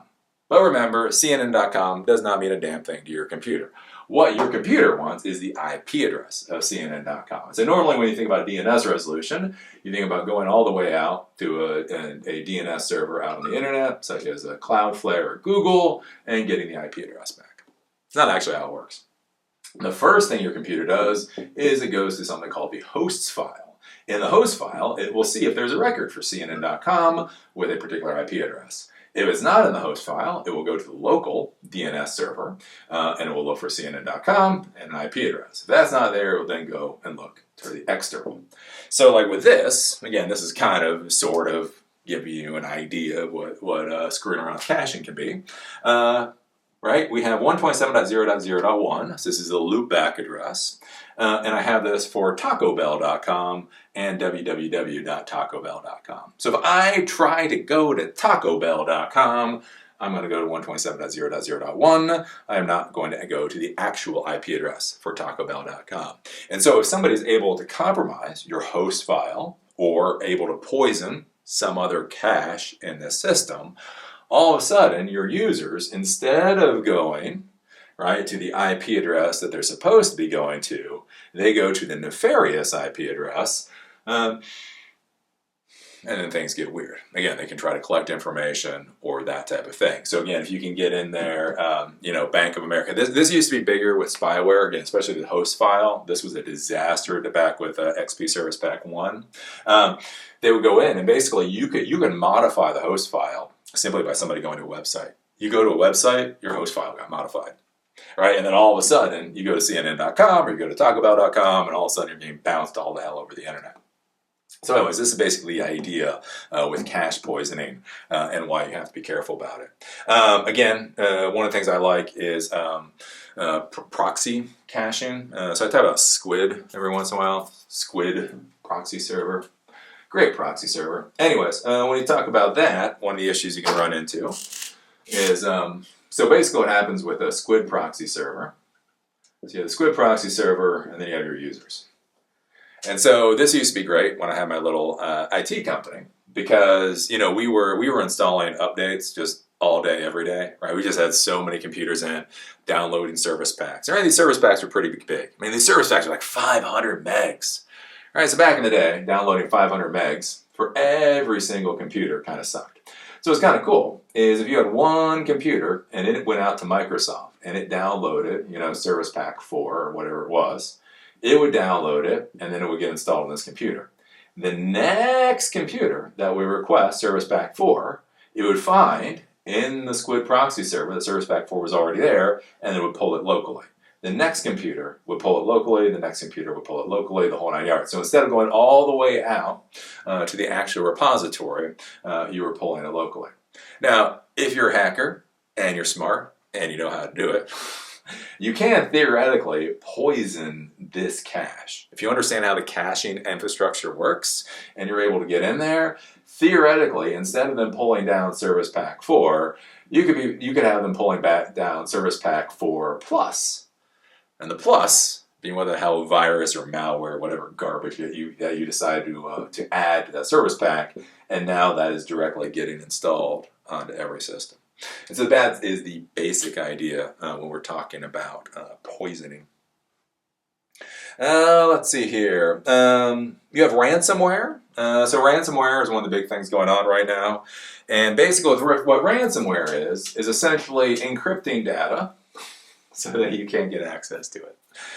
Basically, the hackers are able to get in there, their bots are able to get in there, and then they're able to encrypt either your entire hard drive or a database or something like that, and they say, give us 50,000 Bitcoin or you ain't going to get your data back. The interesting thing about this is this is a weird hacking attack. Because a lot of times when you hear about these ransomware attacks, one of the things you'll note is that they say no data was compromised. We've been hacked, but the data is secure. What? Well, basically what can happen, right? Again, we start talking about those layered attacks. So you have a global admin here. You have your global admin that think they're hot crap. And they think they're such hot crap that they log into their computer to check email with global admin privileges. So again, in the Microsoft world, there's something called Active Directory, and basically global administrators are administrators for the entire domain. Right? And so you should never log in with a global administrator account, but people do. So you have a little hacker out here that decides to send a spear phishing attack to this particular user to say something. Click on this link for whatever. Right? And in that link is a nice little, bot or whatever that is able to compromise their system. Well, the interesting thing here is, right, if you run this bot as a global administrator, you have full administrative rights to the computer that they're on, right? So if you want to install anything, whatever, this bot tries to install stuff or whatever else, as a global administrator is being run with the privileges of that user, so that'll work. But here's also the thing. They're global administrator. So you look at their nice infrastructure, and they got SQL servers, they got Active Directory servers, maybe they still have Exchange servers and SharePoint servers. They got all these servers out there. And when you're a global administrator, not only are you an administrator of this computer, you're an administrator of this computer, and this computer, and this computer, and this computer, and this computer. Until let's say there's a SQL server out there. There's a SQL server. And so this starts scanning the network, as we talked about before, and goes, oh, this is a SQL server. That's a SQL server. Right? That's a target. One of the interesting things, again, with these privileges, right, you got your structure in here, right? You got root, and then under root, I'm not sure how Microsoft does it, but let's say you have a database folder, and under that, you have a nice .SQL, a SQL file. So again, remember, a lot of these databases simply are files. It's a file that you interact with as a database. Just like you have TXT files you open up with Notepad, you have a SQL file or whatever else, SQL or SQ, that you open up with MS SQL or whatever. And so this bot finds a SQL file, and then it says, oh, you're getting encrypted.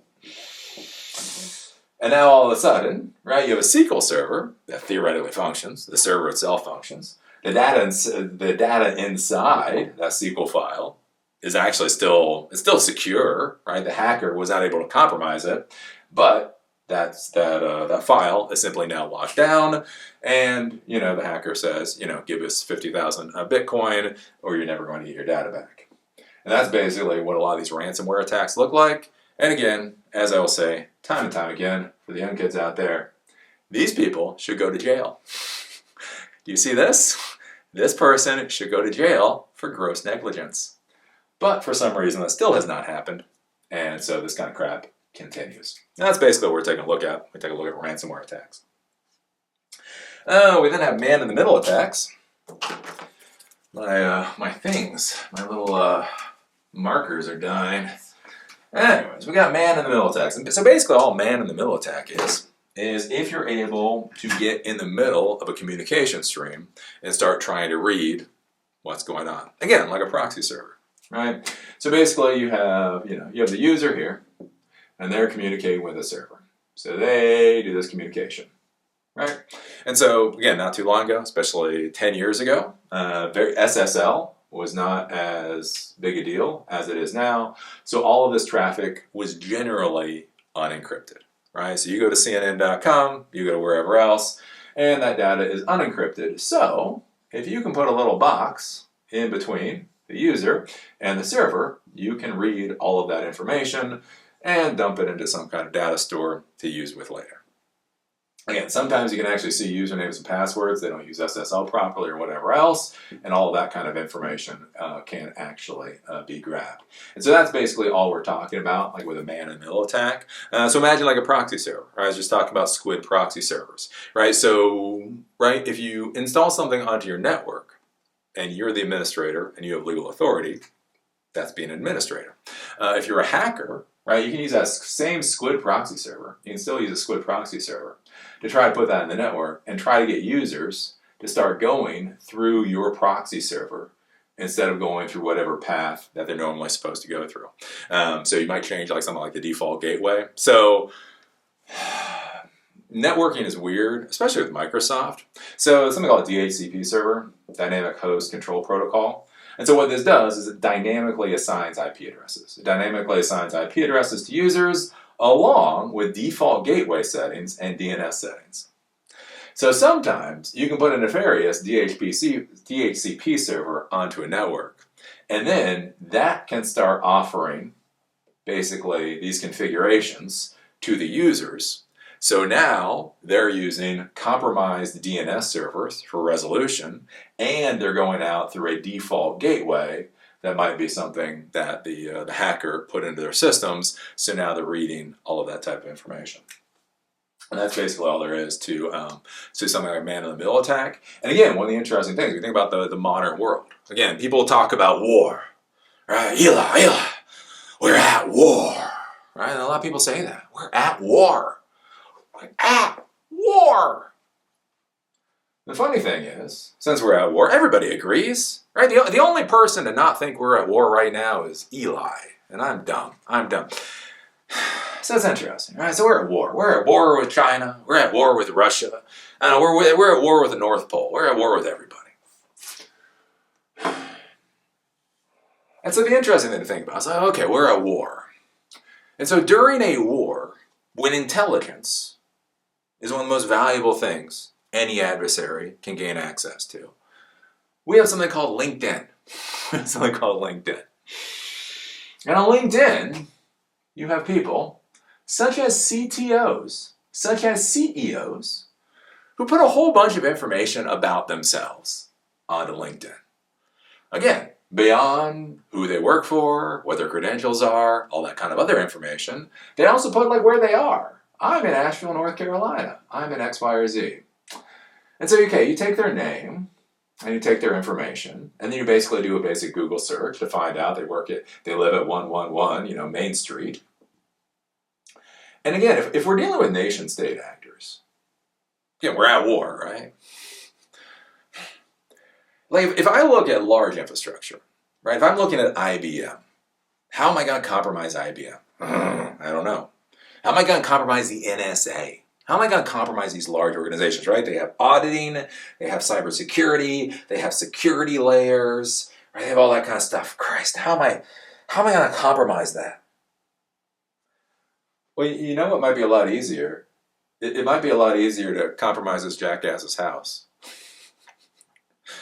Again, just like I talked about, right? You got a little Raspberry Pi, and you paint it all black, and you put a nice little logo on it, and then you dump it behind a printer somewhere.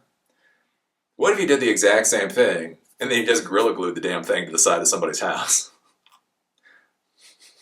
Like what homeowner is going to walk out by the electrical box or walk out by wherever the DMARC is for their ISP connection and go, I don't recognize that black box. Let me rip the damn thing off the house and throw it in the trash. How many CEOs and CTOs do you think are actually going to do that? And so again, that's one of the interesting things. You start thinking about these attacks, and you start thinking about the plane of attack, right? How you're going to be attacking, because that's how the attacks used to be, right? The attacks used to be kind of nice. It used to be wonderful, right? You got a box. I have my box. This is my corporate box. This is my box. Stay the hell out, right? And I got my little data center in here, and I got my network going on, and I got my fucking dumbass users. But everything's within that box. And so as long as I can keep the walls on this box relatively secure, my systems remain relatively secure. But again, what happens, oh, my things are dying. What happens when all my users are running around all over the country? They're all over the country. Some of them are in condos, some of them are in houses, some of them are on farms, some of them are in cities. They're all over the place. If I'm a hacker, I'm not going to worry about this crap. I'm not going to go after these people. So it's one of those things to be thinking about. Again, like I say, with things like vulnerabilities. Oh, let's see here. Then we get to injection. So injections are interesting. So you'll normally hear about things like SQL injection attacks, which shouldn't be happening anymore. Shouldn't. Sometimes they happen. And basically what a SQL injection attack is, if any of my pens work, is the idea of you plug information into a web app and you try to exit out of the initial command. Right, so basically you have like username and then you have password, right? So you have two boxes. So what you might do here is you might do, because semicolons are the limiter in the SQL world. So you might put in, let's say, Bob as a username, semicolon, select, all from whatever, you might know what a table is, blah, blah. And see if you can actually run that. And so the idea here is that when this goes to your SQL database server, it'll do Bob, but then when it hits a semicolon, it will then run the next command, and you might be able to compromise or get information out of that SQL server. Oh. Hopefully, in 2024, this shouldn't work that well. I will say, again, I created a project for you folks that allowed for injection attacks, and that was my oopsie.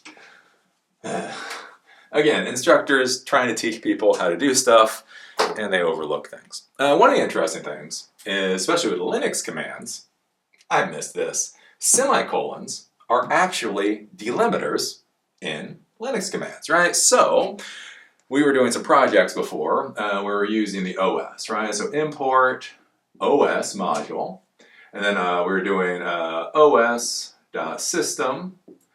and basically we were running commands. So we were creating a command equals, let's say, ping -c1 cnn.com, and then we were running that command, and then we were printing out the results. Right? So that's what we were doing. And the idea was this command was coming from a Bottle web form. So we're using the Bottle web app framework. And so basically somebody could plug in a command here, or plug in the domain or the IP address that they wanted pinged, and that would be sent in here.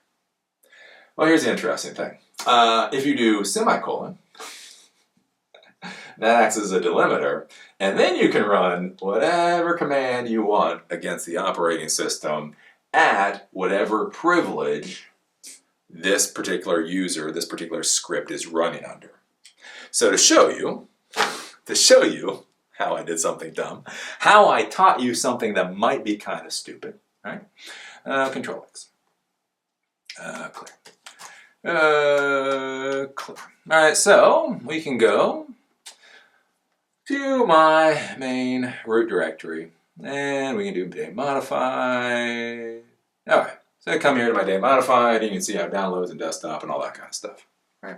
So anyways, how this kind of injection attack works, right? So this is my terminal. So let's say with Python, I'm sending a command to the operating system, and I'm trying to read the result back.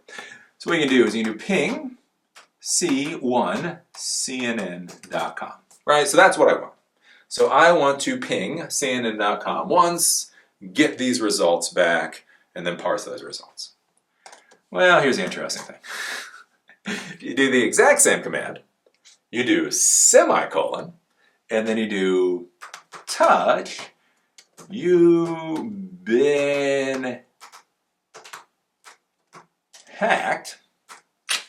What this is going to do is it'll run ping cnn.com one time. As we know, touch, this is just an easy thing to do. What this does is it creates a file, so it'll create the file in your working directory.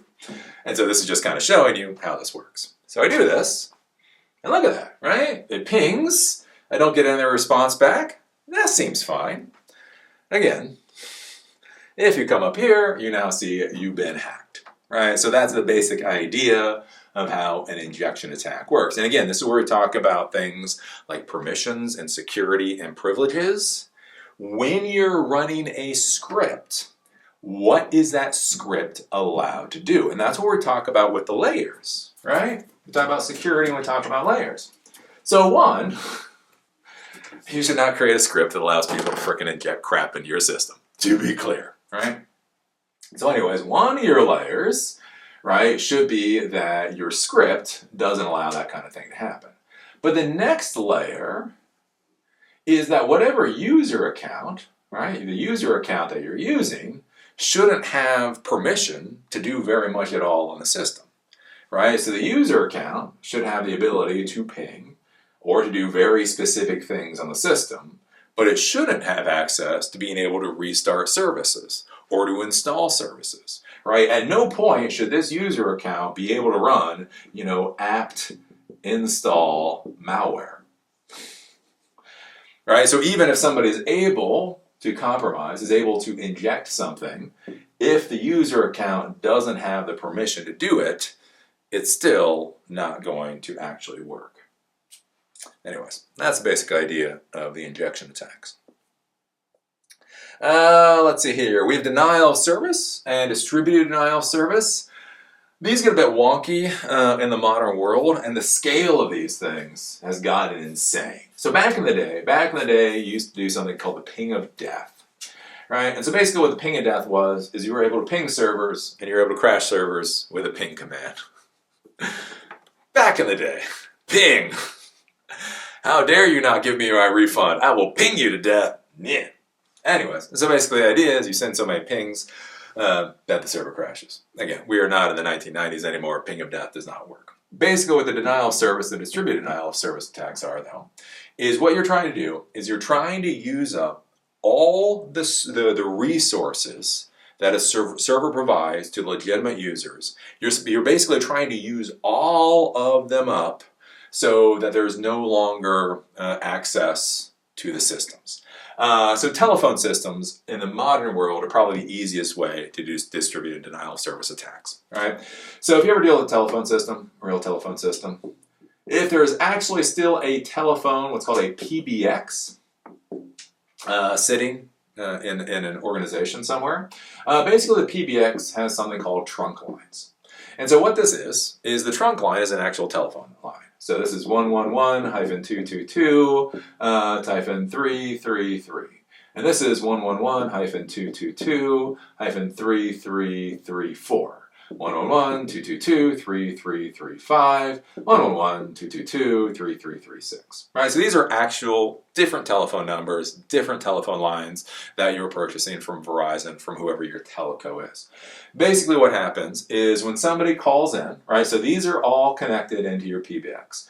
When somebody calls in, they are going to initially hit whatever the first telephone number is.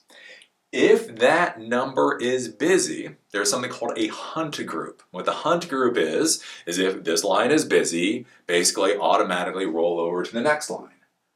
So somebody's already on this line, you already have a user talking on this line, it rolls to that line. A user on this line, it rolls to that line. A user on this line, it rolls to that line.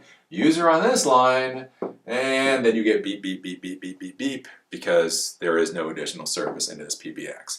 And so, if you wanted to do something like a denial of service attack against, let's say, a restaurant, right, anything that might have a lot of customer communication, basically what you can do is, again, with telephone services or whatever else, is you end up purposely trying to tie up all of these different telephone lines so that when a legitimate user tries to call in, all of them are currently used, and so then they just get the beep, beep, beep, beep, beep, beep, beep, beep, right? Again, there's a lot of different ways to do the denial of service and distributed denial of service attack. One of the interesting things is like not doing acknowledgments. You have to do this at an insane scale for it to work properly.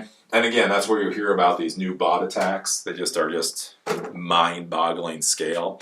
So when a user basically communicates with a server, right? There's the SYN ACK. Anyways, basically there's the first, I think it's the SYN, and then there's an ACK, and then there's communication. All right, so basically there's this three-part communication where it's like, hey, I'm trying to communicate with you, hi, I'm here, and then you send the communication, right?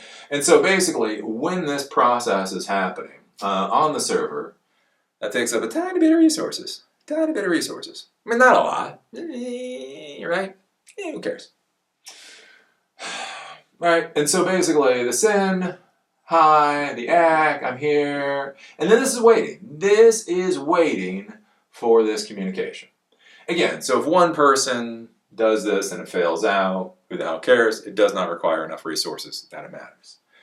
If you start doing this at a scale of complete and utter idiocy, of again, thousands or hundreds of thousands of bots all trying to communicate with the exact same server, and they're all sending the SYN, and they're all getting the ACK, and the server is waiting for that next communication, and you do that at just ginormous frickin' scale, theoretically, you can essentially take the server offline for the users that are trying to access it.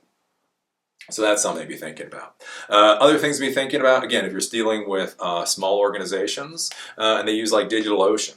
Right, so DigitalOcean, I like DigitalOcean.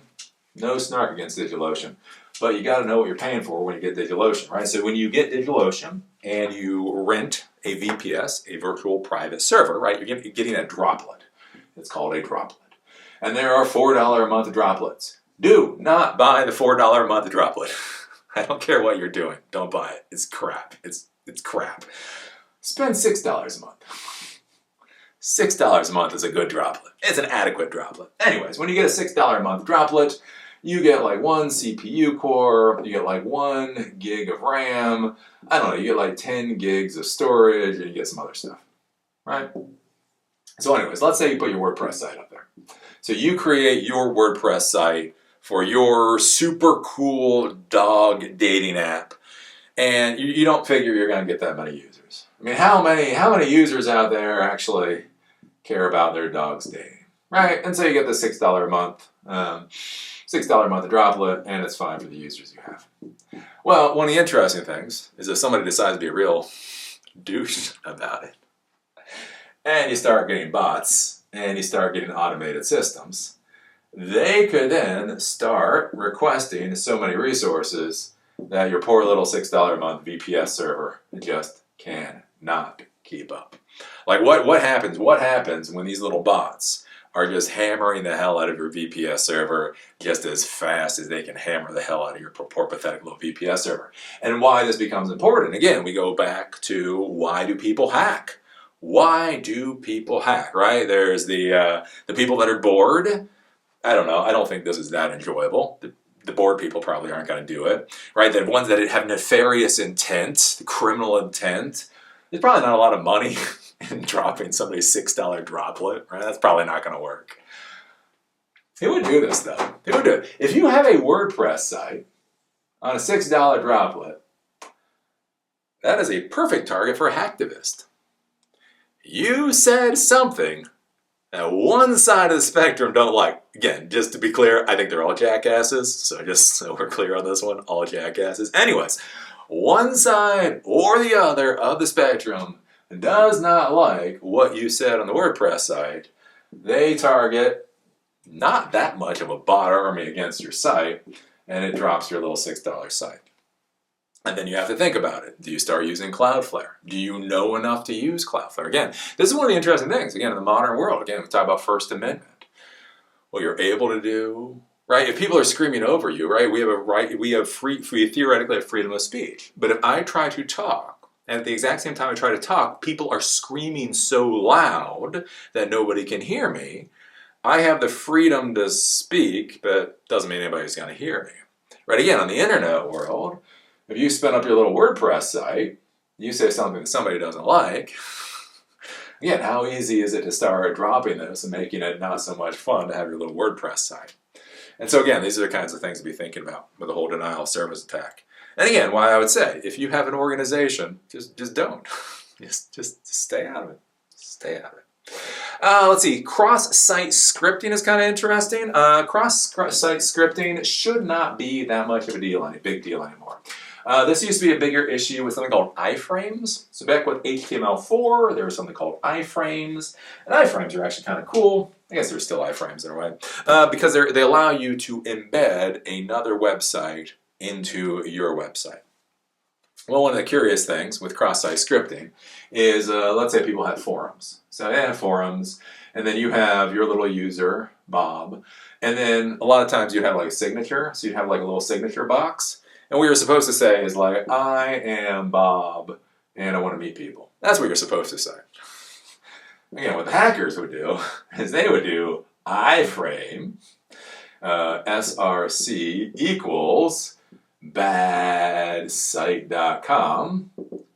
and then basically what would happen is you would get some type of HTML element on this legitimate site that was actually being served from an entirely different web server.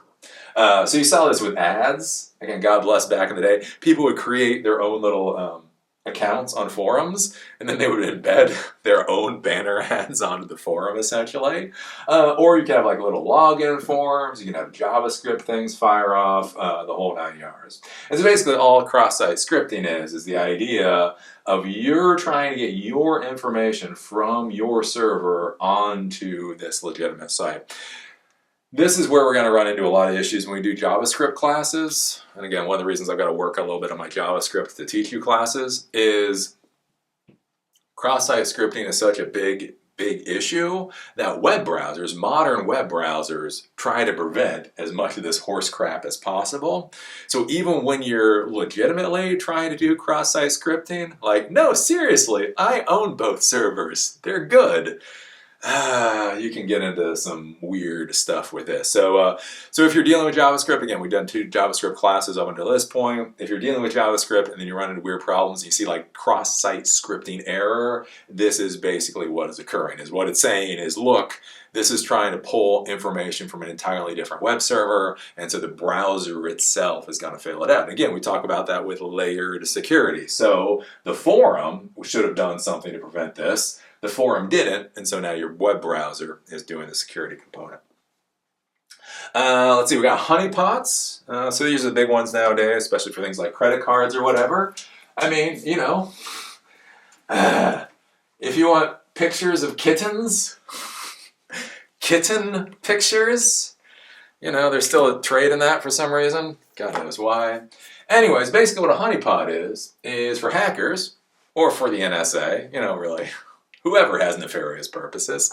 What if we put a service out on the internet for people to be able to gain access to illicit things, and then we collect their information? Oh, you want pictures of kittens?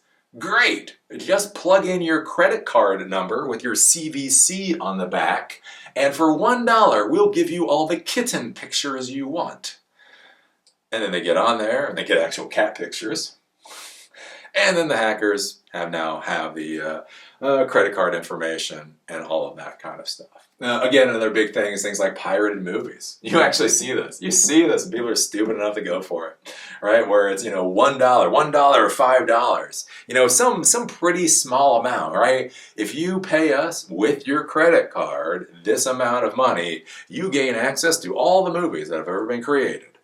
And again, you're plugging in all of your financial information to get access to that $5 store of movies. And that's basically what you're looking at, like with honeypots. Again, we start talking about things like nation-state actors. Again, this is where I say be very, very, very, very, very, very, very, very, very careful, especially if you're not an American. If you have a VPN service, we have the most secure, not logged VPN service. This is what I love with YouTube viewers, because they'll actually say this seriously. They'll be like, Eli, they say they're not logged. Eli, they say very specifically on their website that they do not log traffic. Oh, wow. Do they say that? You know what I'm going to trust? I mean, if it's in HTML, right? I mean, that's legal. But anyways, again, think about things like man-in-the-middle attacks, right? So we're going to create a VPN server. We're going to create a VPN service so that you can get all the pictures of cats that you want. You know there's a world of cats out there. Young cats. You want pictures of young cats. But other VPN services won't allow you access to those young cats. But we're going to spin up a VPN service so you, as a user, can get access to all the young cats that you want. Again, VPN is infrastructure. Again, if you look at the architecture of VPN services, you have a rack of servers. And that rack of servers are actual VPN servers, actual virtual private network servers, and they're running whatever VPN services and operating system. Again, there's also caching services, there's switches for load balancing, and a whole bunch of stuff, right, with VPN. So here's the thing, you connect to their not logged VPN service. And yeah, think about all the things I've talked about before, about cache poisoning, DNS poisoning, man-in-the-middle attacks, and all this other stuff we've been discussing. And now you, in order to get that young cat pictures, are now going through their services, and they can just do whatever the hell they want to with your data. And the great part about it, too, is they know who you are. Because you're using them as a VPN service, right? You don't use a VPN to go to a VPN service now, do you? No, you sit in your house. I sit in my house in the middle of Ohio or whatever to go through the VPN service. So they know what your IP address is. They know all the geographic data about your IP address. They're reading all the data that goes through, so they really get a good idea of who you are. And that's basically the idea of honeypots. So anyways, don't trust VPN services. Don't trust them. Don't trust NordVPN. Don't trust TunnelBear.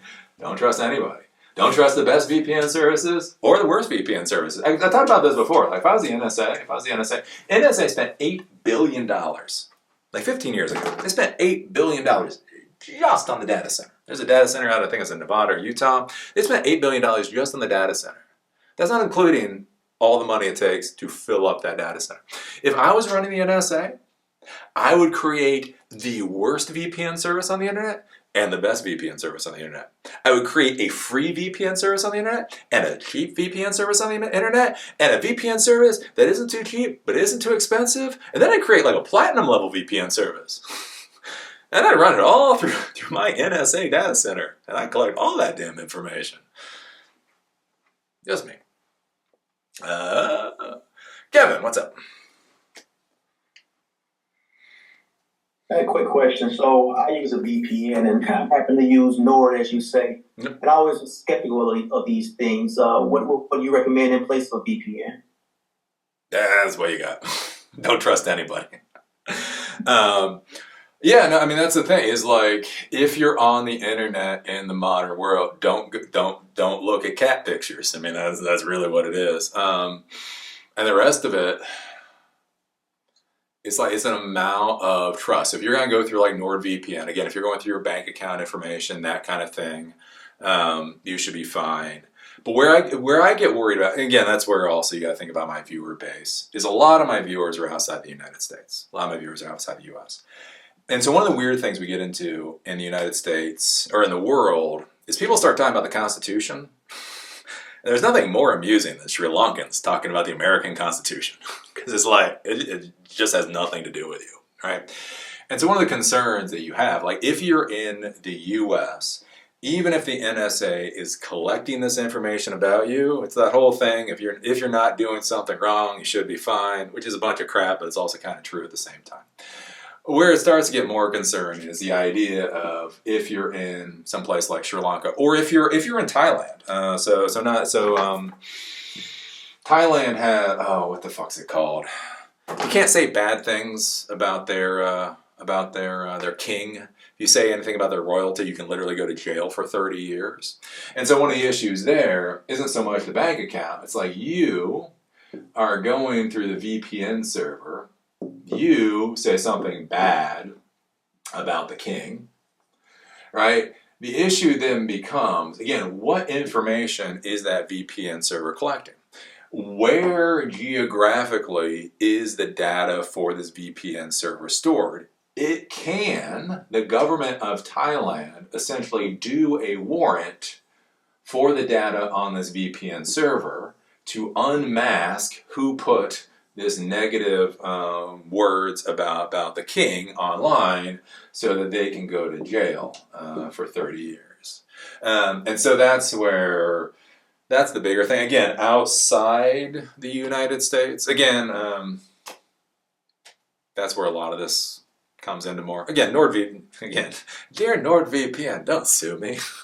NordVPN should be adequate, should be fine, fine enough. You can build your own VPN servers. So again, with VPN, I used to do this way back in the day. I've worried about it for a long time, but you can actually, so you have your house. You can actually set a VPN server up in your house. So when you're remote, your client can connect to that VPN server, and then from there, that can go out to the internet. So and again, very much theoretically, that might be a more secure way of doing things. Again, none of this is secure. It is TCP/IP version 4. TCP/IP version 4 was not supposed to be anonymous, and it wasn't supposed to be secure. So that's some other stuff to be thinking about. So anyways, that's some stuff. I don't know if that helps you. Where the hell's Kevin? Kevin, does that make a bit of sense? Yes, I'm following. Thanks. Cool. Okay. Yeah. That's one of the big things too. Is like with IPv4, it's really interesting. So IPv4 was designed for trusted networks, right? So IPv4 back with ARPANET and all that, it was originally designed for the military, and then it was opened up for the universities here in the United States. And that's one of the reasons that you see so much antagonism on how the internet gets used. Is literally the first users were the U.S. military, and the second users were the hippies in university. So they have different viewpoints. One of the ideas, though, originally was it was all supposed to be known, right? This base is communicating with this base. This university is communicating with this university. So things like anonymity were not built into the system. A lot of the security wasn't built into the system. And it's why there's a lot of fundamental issues going on right now. Again, we should not be on IPv4 protocol. IPv4, one way or the other, should be dead. I got my MCSE in 2000. And in 2000, my instructor said, I apologize, you have to learn IPv4 now because it's already legacy. IPv6 will be here in 2 years. That was 25 years ago. So anyways, so that's some of the issues you get into. Bad USB, or rubber duckies, or it's called a product called the rubber ducky. Basically what bad USBs are devices that act as USB keyboards as far as a computer is concerned and are able to launch keystroke injection attacks. So again, remember somebody sits down at their computer, they log in. Basically what rubber duckies do is you actually plug them into a USB port and then they start running text-based commands, again, from a keyboard against the computer. Again, to open up FTP, to send information on FTP, to do searches, to install crap, the whole 9 yards. If we go over again, we can take a look at the rubber duckies. I think it's a rubber ducky. Rubber ducky. Yeah, and you can literally buy it. God bless America. $80. You can buy your own US rubber ducky. Let's see here. To a human, it's a flash drive. To a computer, it's a keyboard typing at superhuman speeds. Pull off the most creative and complex hot plug attacks. Like they even call it attack on here. From movies and TV to the hearts and toolkits of cybersecurity pros the world over, the US rubber ducky, or the USB rubber ducky, is a hacker culture icon synonymous with the attack it invented. Computers trust humans. A keyboard presents itself as an HID, and in turn, it's inherently trusted as human by the computer. And so basically, you launch attacks with this thing. They have a whole framework for how you can create these keystroke attacks. So you can go out there and for $80, you can buy one of these things, configure it, and then away you go. Again, if you're able to plug this into something like the CEO's computer or whatever, again, you got to think about things like time. Again, if you're that plumber doing plumbing, and you walk in, and the CEO's there, and you're like, oh, I'm sorry, sir, can I get to where you are? Or ma'am, it's modern world. I'm sorry, ma'am, can I get to where you are? Oh, sure, I'm just gonna get a cup of coffee. If they don't log out of their system, if there's no auto process for them to log out of your system, you plug in your little USB rubber ducky, it runs commands at light speed. Again, it might be installing stuff, it might be copying stuff out, whatever else, and then you pull it out and you do whatever. Right? You can have a whole, just an insane amount of attacks go against that particular computer, literally in the blink of the eye with one of these things. So that's one. And then USB kill. USB kill. I think this is when hacking culture broke me. I think up until I saw USB kill, I was like, well, maybe these hackers have a point. And then USB kill came along. No. So what USB kill does is it literally destroys the motherboard of your computer by sending an electroshock into the USB port. So what the USB kills do, which is just fascinating, these are legal. And again, you can literally go and buy this crap today. Anyways, so basically what it does is one of these little things. They've got whole kits. They've got kits and all kinds of stuff you can do with them now. And basically what it does is it looks like a little USB device. There's a few of them, right? Anyways, and so what you do is you plug it into the USB port. And so theoretically, what these penetration testers are trying to prove is that the manufacturers are not designing their hardware properly. So theoretically, with a USB port, if electricity comes in, so the USB is supposed to send electricity out. If electricity comes in, theoretically, if it's designed properly, it's supposed to be grounded out so it does not damage the rest of the computer. Man, again, it's modern manufacturing. So basically what happens with these things is they have little capacitors in them. And so you plug them into a USB port. They charge up. So they charge that low capacitor. Basically, it's like a fast battery. It's kind of an energy storage, right? So it charges with the electricity coming in. It gets to a certain level, and then basically it then sends all that electricity directly back into the USB port to fry your motherboard. And people think this is a legitimate attack. So don't get me wrong, right? If you work for, I don't know, if you work for IBM, if you work for Walmart, right? If you work for Walmart, and Walmart is going to buy 5,000 laptops, you might want to have this kit and buy one demo laptop and see if it was designed properly. Again, that's actually a use case for this damn thing. Anything else is not a use case for it. Basically, all it is a really, really, really easy way to destroy systems. And again, especially with how many computer systems are out there, how much stuff is computerized, especially with USB access points, right? Little photography systems, printing systems, obviously laptops, whatever else. Again, imagine the CEO, or imagine somebody in a decision-making position, pisses off one of the employees. They pull this thing out, they just slap it. And again, because basically you put this in the computer, as long as the computer is on, so you don't have to log in. There's no login, there's no compromising credentials. As long as it's on, you shove it in the USB port, it charges up, sends all the electricity back into the computer, fries the motherboard, and you walk away. The entire process takes sub 20 seconds, probably about 10 seconds. And so this is one of those things out there for complete and utter vandalism that is, they're trying to paint up. You can do this on telephones. They have offline attacks now, so you can actually charge the thing up. So even if the device is completely off, you can still fry the motherboard, because that's legitimate. Anyways, remote trigger a signal or continuous attack via dedicated remote control up to 100 meters away. Smartphone trigger, timed attack, magnetic trigger, classic mode. Anyways, so that's one of the other things you can do with hacking. And yeah, so that comes to the end of all the ways you can make somebody's life absolutely miserable with technology.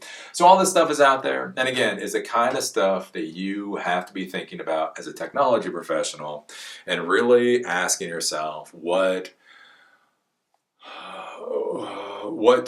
does the threat environment actually look like for your company? Because all of these attacks are very viable. Again, one of the other big things to be thinking about in the modern world is this idea, again, of going to remote work, right? So many companies have gone to this remote work model, and they really have not thought about what does the security process for this model look like? What does the auditing process look like, right? Even if you have auditors of some sort, right? Auditors that come in and test your servers or do pen testing or whatever else. Do you have an auditor for your C-level executives, home environments? Do you have an auditor for their beach houses or whatever else? Things to be thinking about. Again, when computers get shipped off, when the refresh cycle is over and they get shipped off, overseas, are you sure that the data is wiped and that data is not going to come back to haunt you? And these are all things that you kind of need to be thinking about. And the final thought, again, with this too, is I know in the modern world, every kid nowadays wants to be a hacker for some reason. And again, one of the arguments that I always make is, wouldn't it be nicer to build stuff? Again, I talk about those with Antifa. And again, it's just my pet peeve. Antifa is one of my pet peeves, right? Throwing stuff, screaming, putting on masks, and, fighting the fascists. Right? That sounds really cool. Here's the thing. Best ROI, best return on investment from a societal standpoint, period, is early childhood education and enrichment. Summer programs for inner city kids are going to be the things that make the world a better place. After school programs for inner city kids, those are the things that are actually going to change stuff. Creating systems like Silicon Dojo, creating systems that are available to people to empower themselves so they can figure out how to move ahead. This is what pushes the ball forward. Being a hacktivist and frickin' blowing up ATMs or destroying your CEO's computer or hacking systems or whatever else, is that actually moving the ball forward, or do you just have some anger issues? Again, we used to have heavy bags. Let me say, heavy bags are absolutely wonderful for your anger issues. Oh, let's see here. Jack. What's up, Jack? Question. So we went over the sequel one, not the spear phishing, the other one we were talking about, with how they can access your database. When we went over that project, and I asked the question before, like, you need to know I forgot the term, but the sequence of the way the data is displayed in columns and frames. How can you do that injection if you don't know, and you might change a word to disrupt it, but you don't know like how the order is? Like you might have name, address, phone number in that order, but you need to know that order. I forgot the term. But if you try to do an injection attack and you're just changing the name and there, like how is that even possible? Well, because it's not a single activity. So let's say you're using MySQL. So we haven't had classes on MySQL yet. So anybody that's new here, we've done classes on SQL, structured query language. So we've done SQLite, which is a nice little database server. There's another server called MySQL, MySQL, been around forever. And so like there are commands such as, so you can do a show tables command. And so the show tables command, if they're able to output it somewhere, this will show what tables are in that database. Once you know what tables are in that database, you can then do the describe, DESC, table 1, and then it will literally give you what's called the schema, or essentially the layout for what this particular table looks like. And then once you start getting all of that information, you start figuring out what it is that you actually want to attack, and then that's what you go after. So again, with all this stuff, everything that I'm showing you is very simplified. It's many layers of work to get you to where you're going, I guess. Does that make sense? Yep, thank you. Sorry. So SQLite is what we went over, but it's the same kind of concept, learning the schema, and that's how you do the injection. Yeah, that's what I like to say. So SQL, structured query language, is the language for talking to relational databases. But yeah, then there's just a ton of database systems. Again, there's SQLite, what we've been using. There's MySQL, there's MariaDB, there's Postgres. There's all kinds of stuff. So yeah. But yeah, this is how you do things. Yep. But the concept stays the same with all of them. Basically, yep. Copy. Cool. Need a drop. Okay. So yeah. Okay, I've been yabbering along for 2 hours. I can talk. Any questions from the peanut gallery? Anybody else have some questions about what we went over? No questions at all? Okay, let's see. What's in the chat stream? I like DuckDuckGo. Not sure if it's the best for hackers, but definitely worth checking out either way. I don't know, I think ChatGPT is the best for hackers anymore. I don't know. Do remember, again, with hacking, again, like I just said here, again, with show tables, describe table, and the whole 9 yards, one of the important things to understand, all you're doing with hacking is, again, you're simply using these systems in either undocumented ways or ways that you're not supposed to. So really becoming a good hacker really is like becoming a good coder or sysadmin. And if you're already a good coder or sysadmin, why don't you go do that? Just gonna put it out there. Oh, Kevin, what's up? So how do you see ChatGPT or AI kind of play into all this as far as like someone who wants to get into the hacking lane, you brought it up, Yeah. Well, ChatGPT is weird. So ChatGPT, Claude, and all that, they're probably not going to be that valuable. What becomes more interesting is you start playing around with things like Ollama.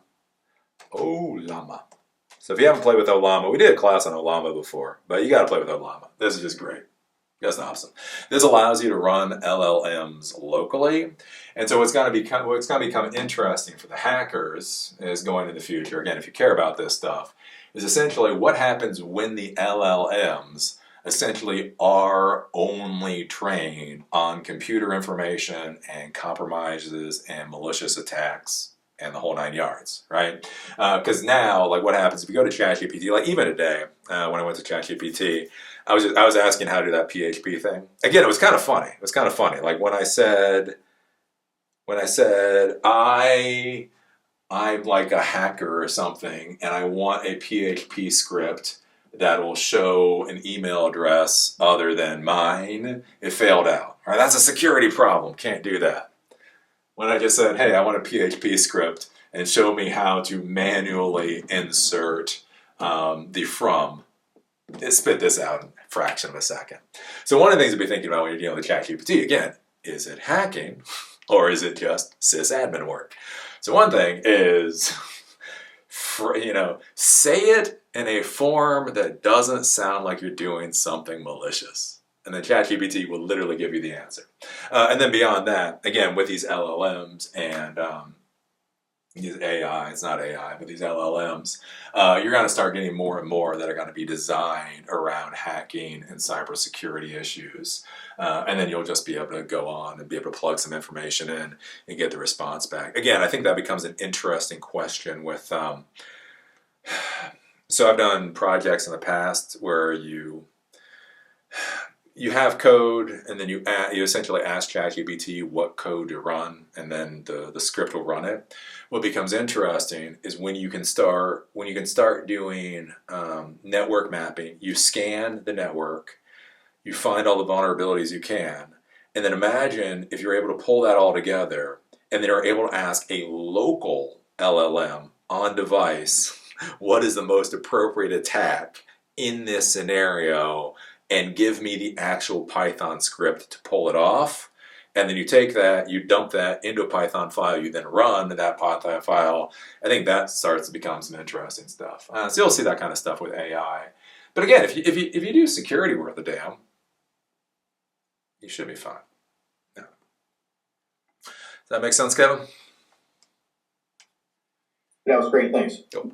Yeah, for anybody who raises their hands and then you ask a question, just leave yourself unmuted. So if you have any follow-on or you want to interrupt me or whatever, because I do not allow you folks to unmute yourself all willy-nilly.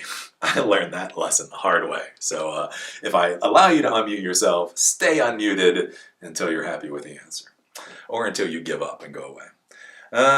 Let's see here.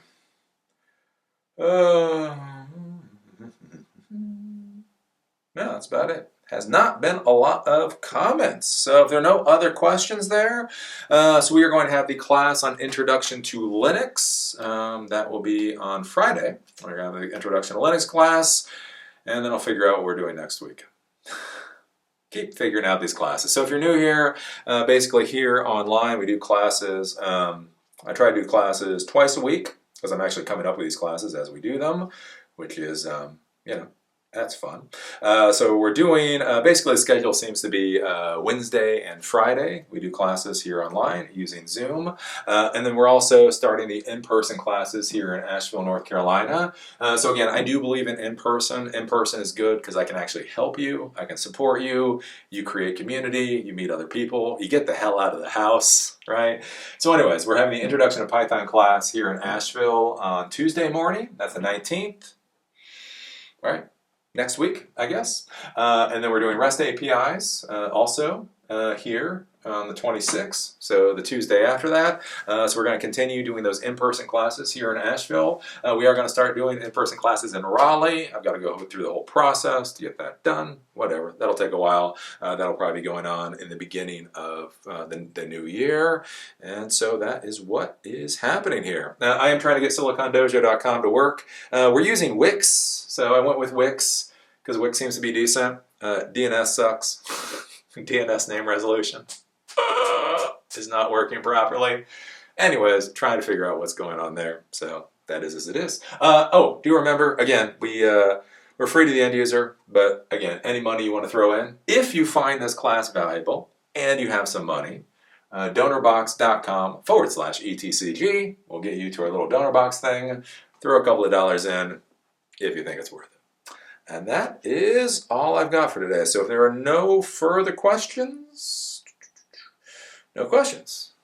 see y'all later.